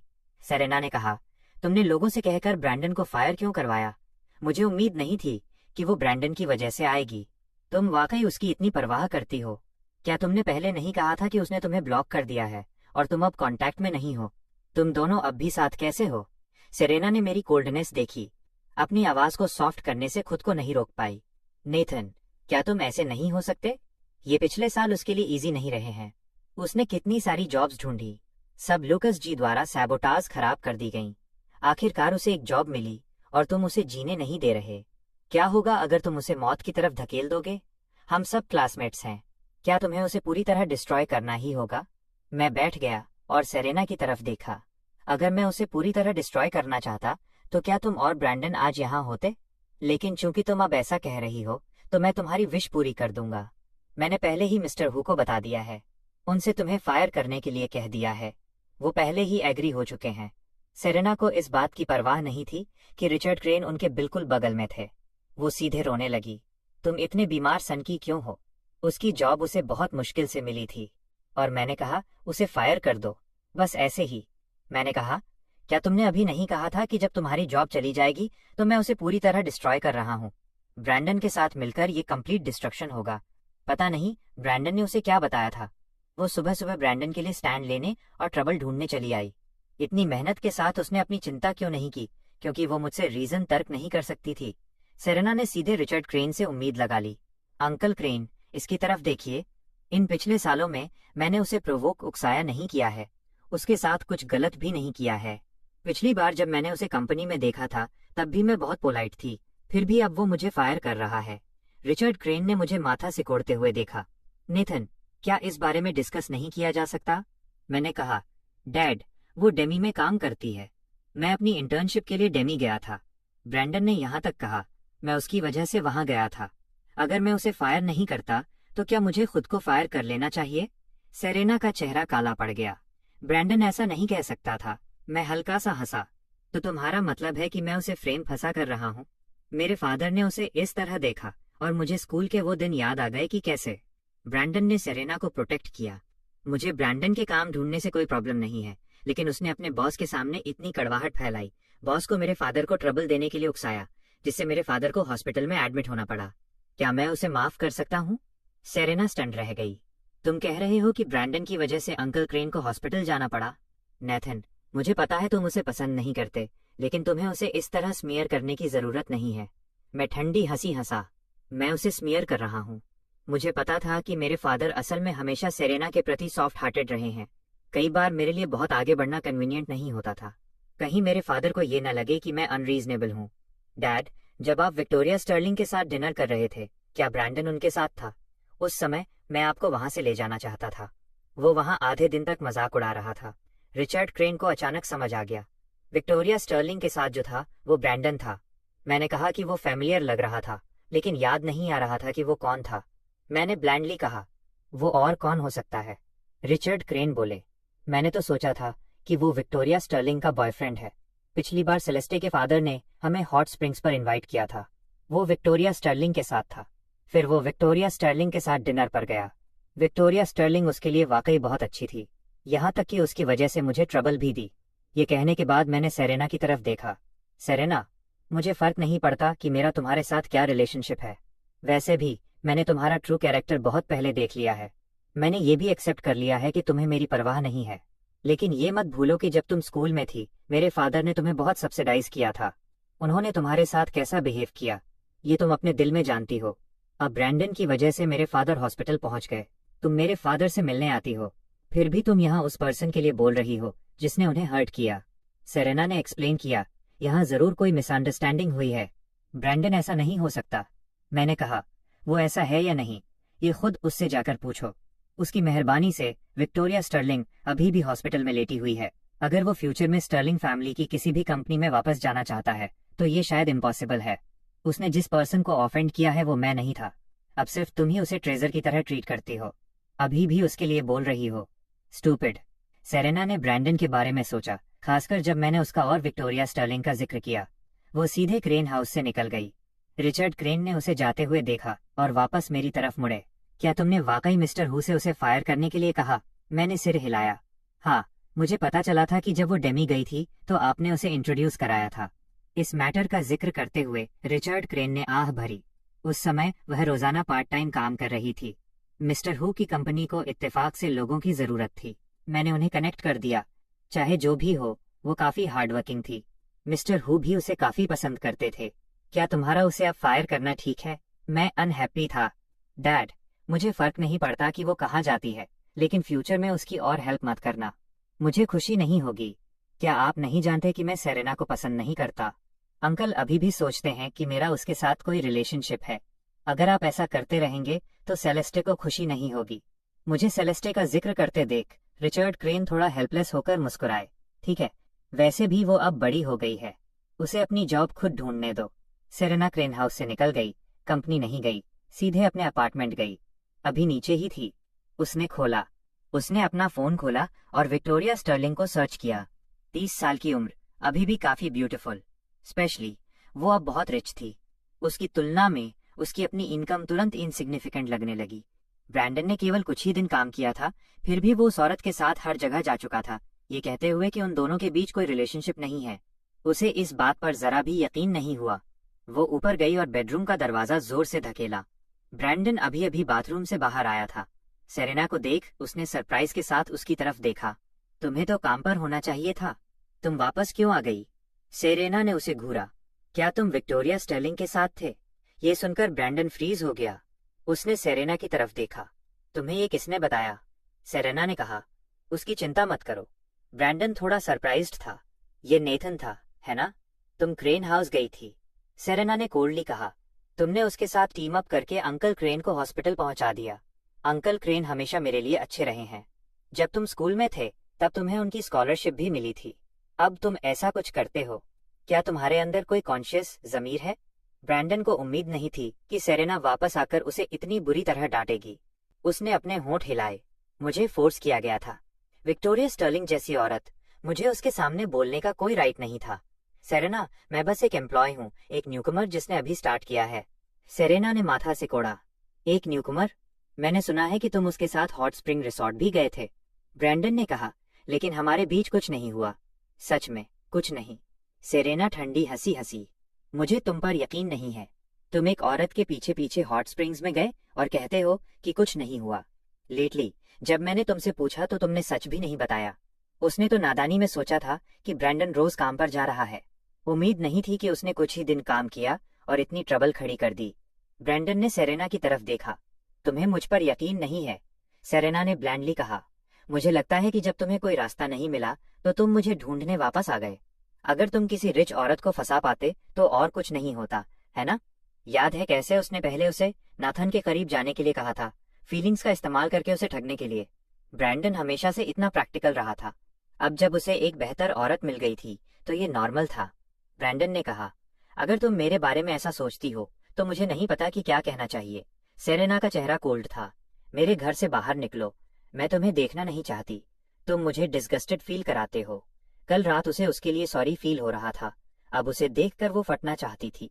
ब्रैंडन अपनी जगह खड़ा रहा, उसके कोल्ड अपीयरेंस को देखता रहा। सेरेना ने उसका सामान लिया और एक सूटकेस में ठूंस दिया। उसे और उसके सामान को बाहर निकालने का प्लान बनाने लगी। तभी उसका फोन बजा। ये कंपनी से कॉल था। सेरेना ने अपना फोन देखा और आंसर किया। फिर ब्रैंडन से कहा, मैं पहले कंपनी जा रही हूँ। जब मैं वापस आऊंगी तब इस बारे में डिस्कस करेंगे। वो कंपनी पहुंची। मिस्टर हू ने उसे टर्मिनेशन के बारे में बताया। जैसा कि मैंने कहा था, मैं उसे फायर करना चाहता था। मेरे पास अब ग्रेट एबिलिटीज थीं और वाकई ये पावर भी थी। सेरेना को खामोश देख, मिस्टर हू ने कहा, तब मेरे पास कुछ नहीं था। क्रेन फैमिली ही थी जिसने मुझ में इन्वेस्ट किया था। उन्होंने मेरी बहुत हेल्प की। अब मेरे पास कोई चॉइस नहीं है। लेकिन मेरा एक फ्रेंड है जिसकी कंपनी को लोगों की जरूरत है। मैं तुम्हें इंट्रोड्यूस कर सकता हूँ। सेरेना ने सीधे मना कर दिया। मिस्टर हू, जरूरत नहीं है। मिस्टर हू ने उसकी तरफ देखा। क्यों? सेरेना ने कहा, चूंकि मिस्टर हू क्रेन फैमिली को चुनते हैं तो हमारे पास कहने के लिए और कुछ नहीं है। अब से मैं क्रेन फैमिली से रिलेटेड किसी भी कंपनी से कोई वास्ता नहीं रखूंगी। अपनी क्वालिफिकेशंस के साथ क्या उसे डर था कि उसे जॉब नहीं मिलेगी? अब अनगिनत लोग उसे हायर करने के लिए लड़ रहे थे। मिस्टर हू ने उसका एरोगेंट एटीट्यूड देखा और कुछ नहीं कहा। कंपनी छोड़ने के बाद सेरेना घर चली गई। ब्रैंडन अभी भी वहीं था। वो अपार्टमेंट क्लीन कर रहा था। सेरेना अंदर आई, दरवाजे पर खड़ी होकर कुछ देर ब्रैंडन को देखती रही। ब्रैंडन ने उसकी तरफ देखा। तुम वापस आ गई? आज काम पर नहीं जा रही हो? सेरेना चलकर पास आई। वो अभी वापस ही आई थी और उसने अपार्टमेंट को स्पॉटलेस क्लीन कर दिया था। इसके बाद सेरेना घर पर रहकर जॉब्स ढूंढने लगी। दोपहर में ईथन चाओ सीधे मेरे घर आया। मैं पैकअप करके बाहर जाने की तैयारी कर रहा था। सेलेस्ट ने कहा था कि वो मुझे फ्लाइंग के लिए ले जाएगी। मैं खुद ड्राइव पर तो जा सकता था, लेकिन फ्लाइंग के लिए जाना मैंने कभी ट्राई नहीं किया था। ईथन चाओ मेरे बगल में बैठ गया। सुना है सेलेस्ट ने थॉर्नटन हाउस में काफी सीन क्रिएट किया। मैं हंसा। तुम्हें इस बारे में भी पता है? ईथन चाओ बोला, विक्टोरिया स्टर्लिंग अभी भी हॉस्पिटल में है। मिसेस थॉर्नटन बहुत वरीड हैं। मिसेज थॉर्नटन के साथ अच्छे रिलेशनशिप और उनके करीब होने की वजह से मेरे फादर भी उनसे मिलने हॉस्पिटल गए थे। चियाओ जू युआन न्यूयॉर्क में काफी अच्छा कर रहे थे। मैंने कहा, अंकल ही थॉर्नटन फैमिली के करीब हैं। फिर भी हर दिन वो मुझे सेलेस्ट के साथ रहने नहीं देते। पिछली बार उन्होंने सेलेस्टे के साथ मेरी एंगेजमेंट लगभग खराब ही कर दी थी। ईथन चाओ ने कहा कि वो भी तुम्हारे लिए वरीड रहते हैं, लेकिन सेलेस्ट में वाकई गट्स हैं। उसने अपने फादर से बहस करने की हिम्मत तक कर ली। उम्मीद नहीं थी कि वो तुम्हारे लिए इतनी अच्छी होगी। मेरे फादर पहले उसका नाम सुनकर ही चढ़ जाते थे, पर इस बार उन्होंने कुछ नहीं कहा। ईथन चाओ ने न्यूयॉर्क में सब कुछ देख लिया था, लेकिन मेरे लिए सेलेस्ट का फेवरेटिज्म, पक्षपात वाकई वन ऑफ अ काइंड अनोखा था। मैंने कहा, वो सच में मेरे लिए बहुत अच्छी है, इसलिए अगली बार बकवास मत करना। ईथन चाओ ने बात जारी रखी। मैं भी फ्लाइंग पर जाना चाहता हूँ। मैंने सिर हिलाया। तो साथ चलो। एक और पर्सन से कोई फर्क नहीं पड़ेगा। ईथन चाओ ने आह भरी। लेकिन मैं फ्री नहीं हूँ। बाद में मुझे शे फैमिली के साथ डिनर पर जाना है। शे फैमिली? मुझे घूरते देख ईथन चाओ खांसा। उसकी फैमिली मुझसे मिलना चाहती है। आज रात हम साथ डिनर कर रहे हैं।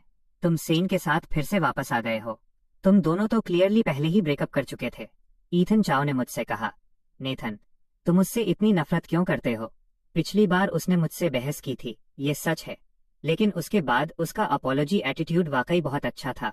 उसका लुक्स मेरे टेस्ट के हिसाब से है और वो मेरे लिए अच्छी है। मेरे फादर को भी सीए फैमिली की कंडीशंस पसंद हैं। अगर मैं उसके साथ नहीं हूं तो मुझे उससे बेहतर कोई नहीं मिल सकता। इसके अलावा वो एक टॉप स्टूडेंट है, हमेशा अच्छे ग्रेड्स लाती थी और वेल बिहेव्ड थी। खैर, मैं अब निकल रहा हूँ, तुम्हारी सेलेस्ट के साथ डेट को और डिस्टर्ब नहीं करूंगा। यह कहने के बाद वो बाहर भागा। मैं खिड़की के पास खड़ा हुआ, देखा कि शीलन उसे पिक करने आई है। वाकई एक परफेक्ट गर्लफ्रेंड जैसी लग रही थी। अगर मुझे अपनी पास्ट लाइफ का एंड अंजाम पता नहीं होता, मैं भी शायद यही सोचता कि सीन वाकई एक काफी अच्छी इंसान थी। फ्लाइट बेस के रास्ते में सेलेस्ट ड्राइविंग करते समय सनग्लासेस पहने हुए थी। मैं बगल में बैठा हुआ कुछ सोच रहा था। उसने मेरी तरफ देखा और पूछा, तुम क्या सोच रहे हो? मैंने रिप्लाई किया, ईथन चाओ के बारे में सोच रहा हूँ। वो फिर से शीन के साथ वापस आ गया है, लेकिन मैं ईथन चाओ को बता नहीं सकता कि वो पर्सन फ्यूचर में उसे मार डालेगी। अगर वो शाओलिन से शादी करता है तो उसका एंड अच्छा नहीं होगा। अगर मैंने ऐसा कहा तो ईथन चाओ को लगेगा कि मैं उसे बद्दुआ दे रहा हूँ। जो चीजें दूसरों की नजरों में अभी हुई ही नहीं है, वो सब बकवास होती हैं। सेलेस्ट ने कहा, तुम जीन से इतनी नफरत क्यों करते हो? लॉजिकली तुम्हारा उससे कोई कनेक्शन नहीं है। मैं उसके साथ न्यूयॉर्क आई थी। शिया लिन के ईथन चाओ की गर्लफ्रेंड होने के अलावा मेरा सिम के साथ कोई ग्रज नहीं हो सकता। मैंने सेलेस्ट से कहा, क्या होगा अगर मैं कहूं कि मैंने सपना देखा था कि ईथन चाओ के उससे शादी करने के बाद उसकी लाइफ मेरे सपनों की वजह से बहुत खराब हो गई। सेलेस्ट पहले भी कई बार गवाह रह चुकी थी। उसने अब डाउट नहीं किया। मैंने कहा, क्या तुम जानती हो कि वो शॉन किस तरह का इंसान है? सेलेस्ट ने कहा, मैं नहीं समझती, लेकिन मैं तुम्हारी इन्वेस्टिगेट करने में हेल्प कर सकती हूँ। फ्लाइट बेस पहुंचने पर प्लेन सेलेस्ट के लिए पहले से ही तैयार था। मैं पैसेंजर सीट पर बैठकर सेलेस्ट की तरफ देख रहा था। क्या तुम वाकई उड़ना जानती हो? सेलेस्ट ने मेरी तरफ देखा। अगर तुम इंटरेस्टेड हो तो मैं तुम्हें भी सिखा सकती हूँ। जब मैं प्लेन से उतरा तो मैं उसके बगल में बैठ गया। थोड़ा डिजी, चक्कर आना फील हो रहा था। सेलेस्ट चलकर आई और मेरी तरफ देखा। अब बेहतर लग रहा है? मैंने अपना हाथ हिलाया। अब ठीक है? उसने मुझे खड़े होने में हेल्प की। अगर तुम अनवेल फील कर रहे हो तो हम अगली बार फिर नहीं आएंगे। मैंने कहा, सब ठीक है, मुझे ये काफी इंटरेस्टिंग लगा, अगली बार फिर आएंगे। सेलेस्ट, तुम्हारे साथ होने पर हमेशा ऐसा लगता है जैसे मैं कुछ भी सीख सकता हूँ। मैंने तो कभी ये सोचने की हिम्मत भी नहीं की थी कि मैं तुम्हें पर्सनली प्लेन उड़ाते हुए देख पाऊंगा। जब तक हम फ्लाइट बेस से वापस आए, शाम हो चुकी थी। विक्टोरिया स्टर्लिंग आई थी, अभी अभी हॉस्पिटल से रिलीज हुई थी। वो स्पेशली रिचर्ड क्रेन से माफी मांगने आई थी, अपने यूजुअल एरोगेंट अपीयरेंस से बिल्कुल अलग। अब हमें यहाँ देखकर वो काफी हैगर्ड, थकी हुई लग रही थी। मैंने मजाक उड़ाया, डायरेक्टर स्टर्लिंग यहाँ क्यों है? विक्टोरिया स्टर्लिंग ने कहा, मैंने पहले मिस्टर क्रेन को ऑफेंड किया था, इसलिए मैं माफी मांगने आई हूँ। रिचर्ड क्रेन ने विक्टोरिया स्टर्लिंग की तरफ देखा, जो खुद उनसे भी ज्यादा मिजरेबल लग रही थी। उन्होंने अपना हाथ हिलाया। सब ठीक है, ये सब एक छोटा सा मैटर था। डायरेक्टर स्टर्लिंग के साथ डाइन करना मेरे लिए ऑनर की बात थी। विक्टोरिया स्टर्लिंग ने कहा, बिल्कुल नहीं, बिल्कुल नहीं। उसने मेरे बगल में खड़ी सेलेस्ट की तरफ देखा, जिसने एक वर्ड भी नहीं कहा। उसका चेहरा अभी भी बहुत रिलैक्स्ड था, जैसे कि कल जिस इंसान ने उसे तब तक टॉर्मेंट किया था जब तक उसकी सांसें नहीं उखड़ने लगी, वो नहीं थी। विक्टोरिया स्टर्लिंग ने बात जारी रखी, पहले मैं ब्लाइंड थी और मिस्टर क्रेन को ऑफेंड कर दिया। उसने ओरिजिनली सोचा था कि मैं सेलेस्ट के लिए चाहे जितना भी इम्पोर्टेंट हूँ, वो सेलेस्ट के उसके खिलाफ पूरी तरह जाने के लिए काफी नहीं होगा। लेकिन सच तो ये था कि सेलेस्ट ने न केवल मुझे प्रोटेक्ट किया, बल्कि मेरे फादर के लिए उसके खिलाफ पूरी तरह से मोर्चा खोल दिया। मैंने ब्लैंडली कहा, डायरेक्टर स्टर्लिंग, अगर आपकी हेल्थ अच्छी नहीं है तो जल्दी वापस जाइए और रेस्ट कीजिए। आपको इस तरह देखकर मुझे बहुत चिंता हो रही है। आप मेरे घर पर मर तो नहीं जाएंगी, है ना? विक्टोरिया स्टर्लिंग ने मेरी तरफ देखा। उसके चेहरे पर क्यूरियोसिटी की एक झलक थी। आपका असिस्टेंट डैनियल अब आपके पीछे पीछे नहीं घूमता। उसे आधा मरा हुआ देखकर भी डैनियल की चिंता करते देख, मैंने सीधे कहा, उसकी पहले से ही एक गर्लफ्रेंड है। विक्टोरिया स्टर्लिंग कुछ सेकंड के लिए साइलेंट थी, फिर कहा, ऐसा नहीं है कि मैं उसे डेट करने के लिए ढूंढ रही हूँ। खैर, आज मैं इजाजत लेती हूँ। नतीजा ये हुआ कि बाहर जाते ही दरवाजे पर उसका सामना सीधे डैनियल से हो गया। वो मुझसे कुछ जरूरी मैटर्स पर बात करने आया था। विक्टोरिया स्टर्लिंग ने उसे देखा, मिस्टर ताओ। डैनियल ने विक्टोरिया स्टर्लिंग के हुलिये को देखा, जो हॉस्पिटल वाले दिन से बिल्कुल अलग था। उस वक्त हॉस्पिटल में वो कितनी हाई एंड माइटी लग रही थी, अब वो बिल्कुल लाचार दिख रही थी। बस एक व्हीलचेयर की कमी थी। डैनियल ने पोलाइटली कहा, डायरेक्टर स्टर्लिंग। विक्टोरिया स्टर्लिंग ने कहा, जब तुम्हारे पास टाइम हो तो मेरी कंपनी जरूर आना, मैं मिस्टर ताओ से बात करना चाहूंगी। डैनियल ने कहा, सॉरी, मैं फ्री नहीं हूँ। विक्टोरिया स्टर्लिंग ने बात जारी रखी। मिस्टर ताओ, क्या आप मेरी कंपनी में स्विच करने के बारे में सोचेंगे? डैनियल ने सीधे मना कर दिया, कोई इरादा नहीं है। मेरी करंट जॉब काफी अच्छी है। विक्टोरिया स्टर्लिंग ने कहा, ऐसा है क्या? कितनी शर्म की बात है। लेकिन अगर आप कभी सोचें तो किसी भी समय आना ठीक है। मैं सोफे पर बैठा था। डैनियल बाहर से अंदर आया और चलकर मेरे पास आया। मेरा अभी दरवाजे पर विक्टोरिया स्टर्लिंग से सामना हुआ। मैंने डैनियल की तरफ देखा। वो मेरे फादर से माफी मांगने आई थी। डैनियल ने आगे कहा, वो मुझे अपनी कंपनी के लिए पोच करना चाहती है। मैं पजल्ड था। वह तुम्हें किस लिए पोच करना चाहती है? डैनियल ने मुझसे कहा, शायद स्टॉक ट्रेडिंग की वजह से हमने पहले जो स्टॉक्स खरीदे थे उनसे काफी प्रॉफिट हुआ है। उसने एक टैबलेट आगे बढ़ाया। मैंने उस पर डेटा देखा, रिजल्ट से बहुत सेटिस्फाइड था। डैनियल ने कहा, लेकवुड में नॉर्थ एरिया की हाउसिंग प्राइसेस काफी तेजी से बढ़ रही हैं। यंग मास्टर के पास जो जमीन है उसके बारे में सबको पता चल गया है। काफी लोग पूछ रहे हैं कि क्या यंग मास्टर उन जमीनों को बेचना चाहते हैं। मैंने आधी रात के समय उन्हें एक्सचेंज किया था। तब उस लोकेशन की किसी ने कोई वैल्यू नहीं समझी थी, क्योंकि वो वाकई बहुत वीरान इलाका था। हालांकि गवर्नमेंट ने अब नॉर्थ को डेवलप करना शुरू कर दिया था। हर तरह का ट्रांसपोर्टेशन भी तेजी से डेवलप हो रहा था। नॉर्थ की जमीन अचानक हॉट प्रॉपर्टी बन गई। मैंने हाथ हिलाया। बेचना नहीं है, मैं खुद इसे डेवलप करने का प्लान बना रहा हूँ। डैनियल ने मेरी तरफ देखा। ठीक है। जब उसने पहली बार मुझे फॉलो करना शुरू किया था तो वो मेरे कई आइडियाज को समझ नहीं पाता था। कभी कभी उसे शक भी होता था कि मैं एक ऐसा अमीर यंग मास्टर हूँ जिसके पास बहुत पैसा है और खर्च करने की जगह नहीं, इसलिए रैंडमली उसे वेस्ट कर रहा हूँ। नतीजा ये हुआ कि कुछ सालों बाद फैक्ट्स ने प्रूव कर दिया कि मेरा विजन बहुत दूरदर्शी था। अब मैं जो कुछ भी कहता, डैनियल उस पर जरा भी डाउट नहीं करता था। हम दोनों के काम के मैटर्स डिस्कस करने के बाद सेलेस्ट चलकर आई और मेरी तरफ देखा। तुम दोनों इतनी खुशी खुशी किस बारे में बात कर रहे हो? मैं मुस्कुराया। क्या तुम कुछ खाना चाहती हो? मेरी तरफ से ट्रीट। सेलेस्ट ने मेरी तरफ देखा। अब घर पर खाना नहीं है। मेरी पास्ट लाइफ में मैं सेरेना के इर्द गिर्द घूमते हुए बहुत कंफ्यूज रहता था। इस लाइफ में मैं बस पैसा कमाना चाहता था, केवल ये डिस्कवर करने के लिए कि पैसा कमाना लड़कियों के पीछे भागने से कहीं ज्यादा मजेदार है। पुराने दिनों को याद करते हुए ऐसा लगता था जैसे मैं सेरेना के बिना नहीं रह सकता था। मैं वाकई बहुत स्टूपिड रहा हूँगा। मैं ऊपर गया, रिचर्ड क्रेन से पूछा कि क्या वो साथ खाना खाने चलना चाहते हैं। रिचर्ड क्रेन ने मना कर दिया, इसलिए मैं सेलेस्ट के साथ बाहर चला गया। क्या तुम अपनी सिस्टर्स को साथ आने के लिए इनवाइट करना चाहती हो? सेलेस्ट ने मेरी तरफ देखा और सीधे मना कर दिया। जरूरत नहीं है, मैंने कहा। सिर्फ हम दोनों ही खाएंगे, हम वैसे भी बहुत ज्यादा नहीं खा पाएंगे। सेलेस्ट ने मेरी तरफ देखा। क्या तुम फिर से उनके फिगर्स बदन देखना चाहते हो? वह बात तो बहुत पुरानी हो गई थी। उसे अभी भी ये सब कैसे याद है? रेस्टोरेंट में मैंने ईथन चाओ को टेक्स्ट किया, आज का डिनर कैसा रहा? ईथन चाओ ने रिप्लाई किया, काफी अच्छा। वे चाहते हैं कि मैं और सीए लिन जल्दी शादी की डेट सेट कर लें। अगर कुछ अनएक्सपेक्टेड नहीं हुआ तो ये अगले महीने होगी। मैंने इतनी जल्दी रिप्लाई किया। ईथन चाओ ने तुरंत जवाब दिया। वो मुझसे थोड़ी बड़ी है और उसके जैसी फैमिली बैकग्राउंड वाली। उसकी एज में ज्यादातर लोगों की शादी हो चुकी होती है, क्योंकि शुरू से ही पेरेंट्स वेल मैच्ड मैरिज, बराबरी का रिश्ता अरेंज कर देते हैं। वेल मैच्ड मैरिज, मुझे ये वर्ड सुनने से सबसे ज्यादा नफरत थी। हमेशा लगता था कि मुझे अपनी लाइफ अपने तरीके से जीनी चाहिए। बस आखिर में मुझे ये डिस्कवर हुआ कि मेरी अपनी चॉइसेस मेरे फादर के अरेंजमेंट्स जितनी अच्छी नहीं थीं। सेलेस्ट ने मीट ग्रिल करना खत्म किया और उसे मेरे सामने रख दिया। मुझे वाकई थोड़ी भूख लगी थी। सेलेस्ट और मैं, हम दोनों रात के 10 बजे के बाद वहां से निकले। सेलेस्ट ने मेरा हाथ पकड़ा और हम कार लेने के लिए पैदल चले। अंदर बैठने से पहले सेलेस्ट ने कहा, आज रात सीधे मेरे घर चलो। मैंने उसकी तरफ देखा। ठीक है, मुझे ड्रॉप करने और फिर दोबारा चक्कर लगाने की जरूरत नहीं पड़ेगी। मुझे इतनी आसानी से एग्री होते देख सेलेस्ट ने कहा, मैं जो भी कहती हूँ तुम मान लेते हो। क्या तुम मुझे लेकर गार्ड सतर्क पर नहीं रहते? मैंने कहा, किस बात का गार्ड? तुम इतनी ब्यूटीफुल हो, गार्ड पर तो तुम्हें रहना चाहिए, है ना? सेलेस्ट ने मुझे हेल्पलेस होकर देखा। हम उसके नए घर वापस गए। इस समय तक सर्वेंट्स रेस्ट करने जा चुके थे। मैं सेलेस्ट के पीछे पीछे ऊपर गया। वो मेरे लिए स्लीपर्स और कपड़े ले आई। मैं पजल्ड था। तुम्हारे घर में मेरे कपड़े भी हैं। वो मुस्कुराई, एडवांस में प्रिपेयर्ड थी। इन केस तुम कभी आ जाओ, जाओ जाकर शॉवर ले लो। मैंने स्लीपर्स पहने और बाथरूम चला गया। आखिरी बार मैंने सेलेस्ट के साथ रूम तब शेयर किया था जब मेरे फादर का एक्सीडेंट हुआ था। पलक झपकते ही यह बरसों पुरानी बात हो गई थी। मैंने शॉवर खत्म किया, बाहर आने से पहले अपने बाल सुखाए। मैं भी उसके साथ ज्यादा पोलाइट, औपचारिक नहीं हो रहा था। सीधे सेलेस्ट के बेड पर लेट गया। जहां तक मेरी बात है उसके बगल में लेटना। सेलेस्ट के लिए अब ये अनफेमिलियर अजीब नहीं था।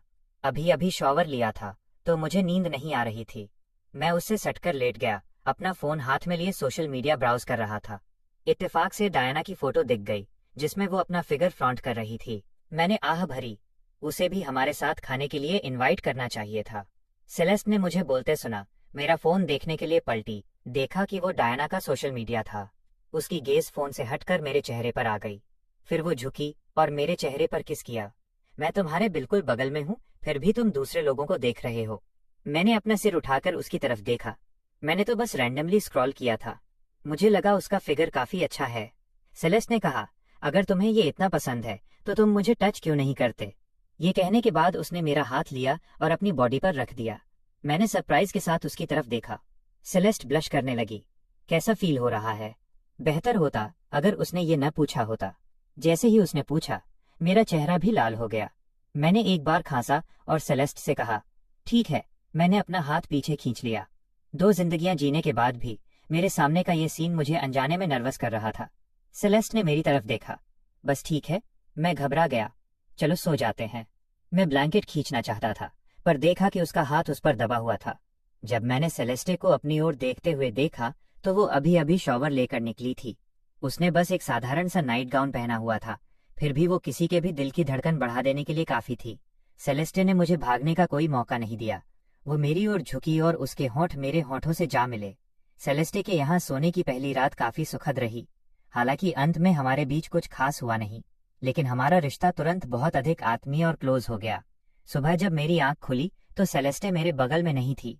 वो बहुत ही अनुशासित थी। हर सुबह वो एक्सरसाइज करने जाती थी।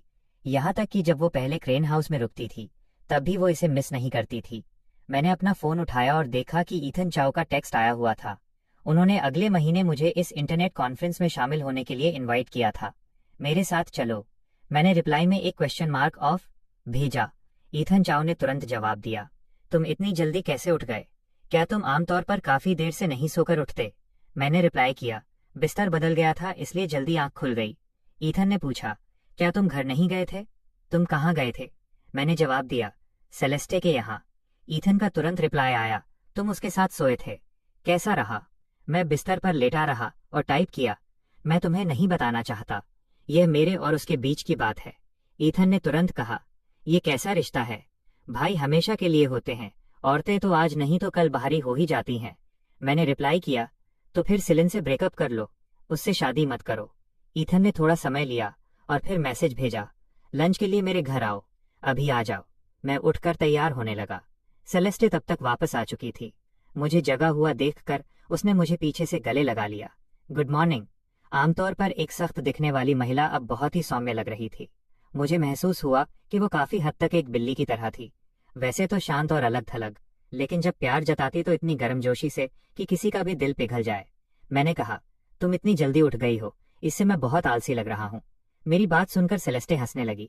मैंने पूछा, तुम क्यों हंस रही हो? तुम्हें भी लगता है कि मैं बहुत आलसी हूँ, है ना? सेलेस्टे ने अपना सिर हिलाया। मैं तुम्हारी आलोचना नहीं कर रही हूँ। मैंने पूछा, मैं बाद में अपने कजिन के घर जा रहा हूँ, क्या तुम मेरे इनविटेशन पर साथ चलना चाहोगी? सेलेस्टे बहुत खुश हुई।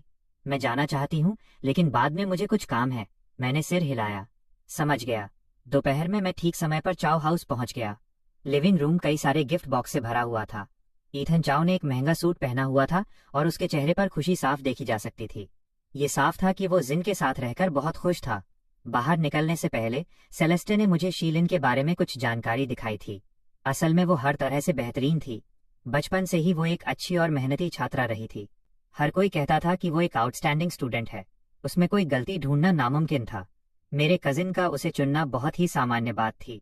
ईथन चाओ ऐसी महिला को पसंद किए बिना नहीं रह सकता था। मैं सोफे पर बैठ गया। ईथन अपना काम निपटाकर मुझे देखने वापस आया।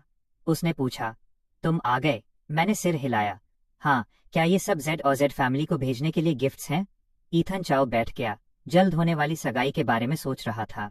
मैं थोड़ा एक्साइटेड हूँ। उसने मेरे हाथ की अंगूठी नोटिस की। सेलेस्टे ने तुम्हें दी है? मैंने सिर हिलाया। हाँ, ईथन ने कहा, देखो तुम कितने खुश हो, वो सच में तुम्हारे लिए बहुत अच्छी है। मैंने पूछा, क्या तुम वाकई सीए से शादी करना चाहते हो? मेरे बारे में क्या? मेरी बात खत्म ही हुई थी कि जिलन की आवाज गूंजी। मैंने ऊपर देखा और जिलिन को अपनी ओर आते हुए देखा। उसने चीपाओ, पारंपरिक चीनी पोशाक पहना हुआ था और ईथन चाओ के बगल में बैठते हुए उसका हाथ थाम लिया। ईथन चाओ ने मुझसे कहा, इत्तेफाक से ये यहाँ है। जो भी हो, चलो साथ में खाना खाते हैं। अब से ये तुम्हारी भाभी, सिस्टर इन लॉ होगी। उसे लगा कि मैं शीलिन से इतनी नफरत शायद इसलिए करता हूँ क्योंकि मैं उसे समझता नहीं हूँ। तो क्यों न हमें साथ खाना खिलाया जाए? शायद मैं शीलिन का विरोध करना बंद कर दूं। शीलिन को देखकर मुझे पूरे शरीर में बेचैनी महसूस हो रही थी। मैं बाथरूम जाने के बहाने खड़ा हो गया। जब मैं बाहर आया तो ईथन चाओ को दरवाजे पर खड़े अपनी ओर देखते हुए पाया। ईथन थोड़ा नाखुश था। नेथन, तुम क्या कर रहे हो? जानबूझकर मेरे लिए चीजें ऑकवर्ड बना रहे हो। अगर मैं सेलेस्टे के साथ ऐसा बिहेव करूं तो क्या तुम खुश होगे? ईथन को नाखुश देखकर मैं उसके पास गया और उसे रोका। मैंने ऐसा नहीं किया। उसे देखकर बस थोड़ा नर्वस महसूस कर रहा था। ईथन चाओ फुफकारा। नर्वस किस बात के लिए? उसने तुम्हारा कुछ बिगाड़ा नहीं है। मेरे फादर अक्सर सेलेस्टे को टारगेट करते थे और तुम भी खुश नहीं रहते थे। तुम्हें क्या लगता है जब तुम ऐसा करते हो तो जिन को कैसा फील होता होगा? मैंने ईथन से कहा। ठीक है, मैं समझ गया। अब गुस्सा मत हो कजिन। ईथन के चेहरे के हाव भाव देखकर साफ था कि उसने जिन से शादी करने का मन बना लिया है। मुझे भी लगा कि उसे अभी रोकना वाकई थोड़ा बेतुका होगा। अगर मैं कोई ठोस वजह नहीं दे पाया तो वो मेरी बात कभी नहीं मानेगा। ईथन ने देखा कि मेरा एटीट्यूड अब ठीक है तो उसने और कुछ नहीं कहा। लिविंग रूम में वापस आने पर जिन ने मेरे लिए एक गिफ्ट भी तैयार कर रखा था। मैंने उसे स्वीकार कर लिया। घर वापस पहुंचने पर डायना सोफे पर बिल्कुल बेपरवाह अंदाज में पसरी हुई थी।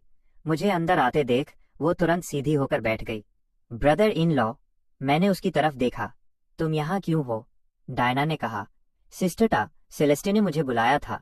उन्होंने कहा कि वो यहाँ नहीं होंगी, इसलिए मुझे आकर देखने को कहा कि क्या आपको किसी हेल्प की जरूरत है। अगर कुछ भी हो तो मुझे बता देना।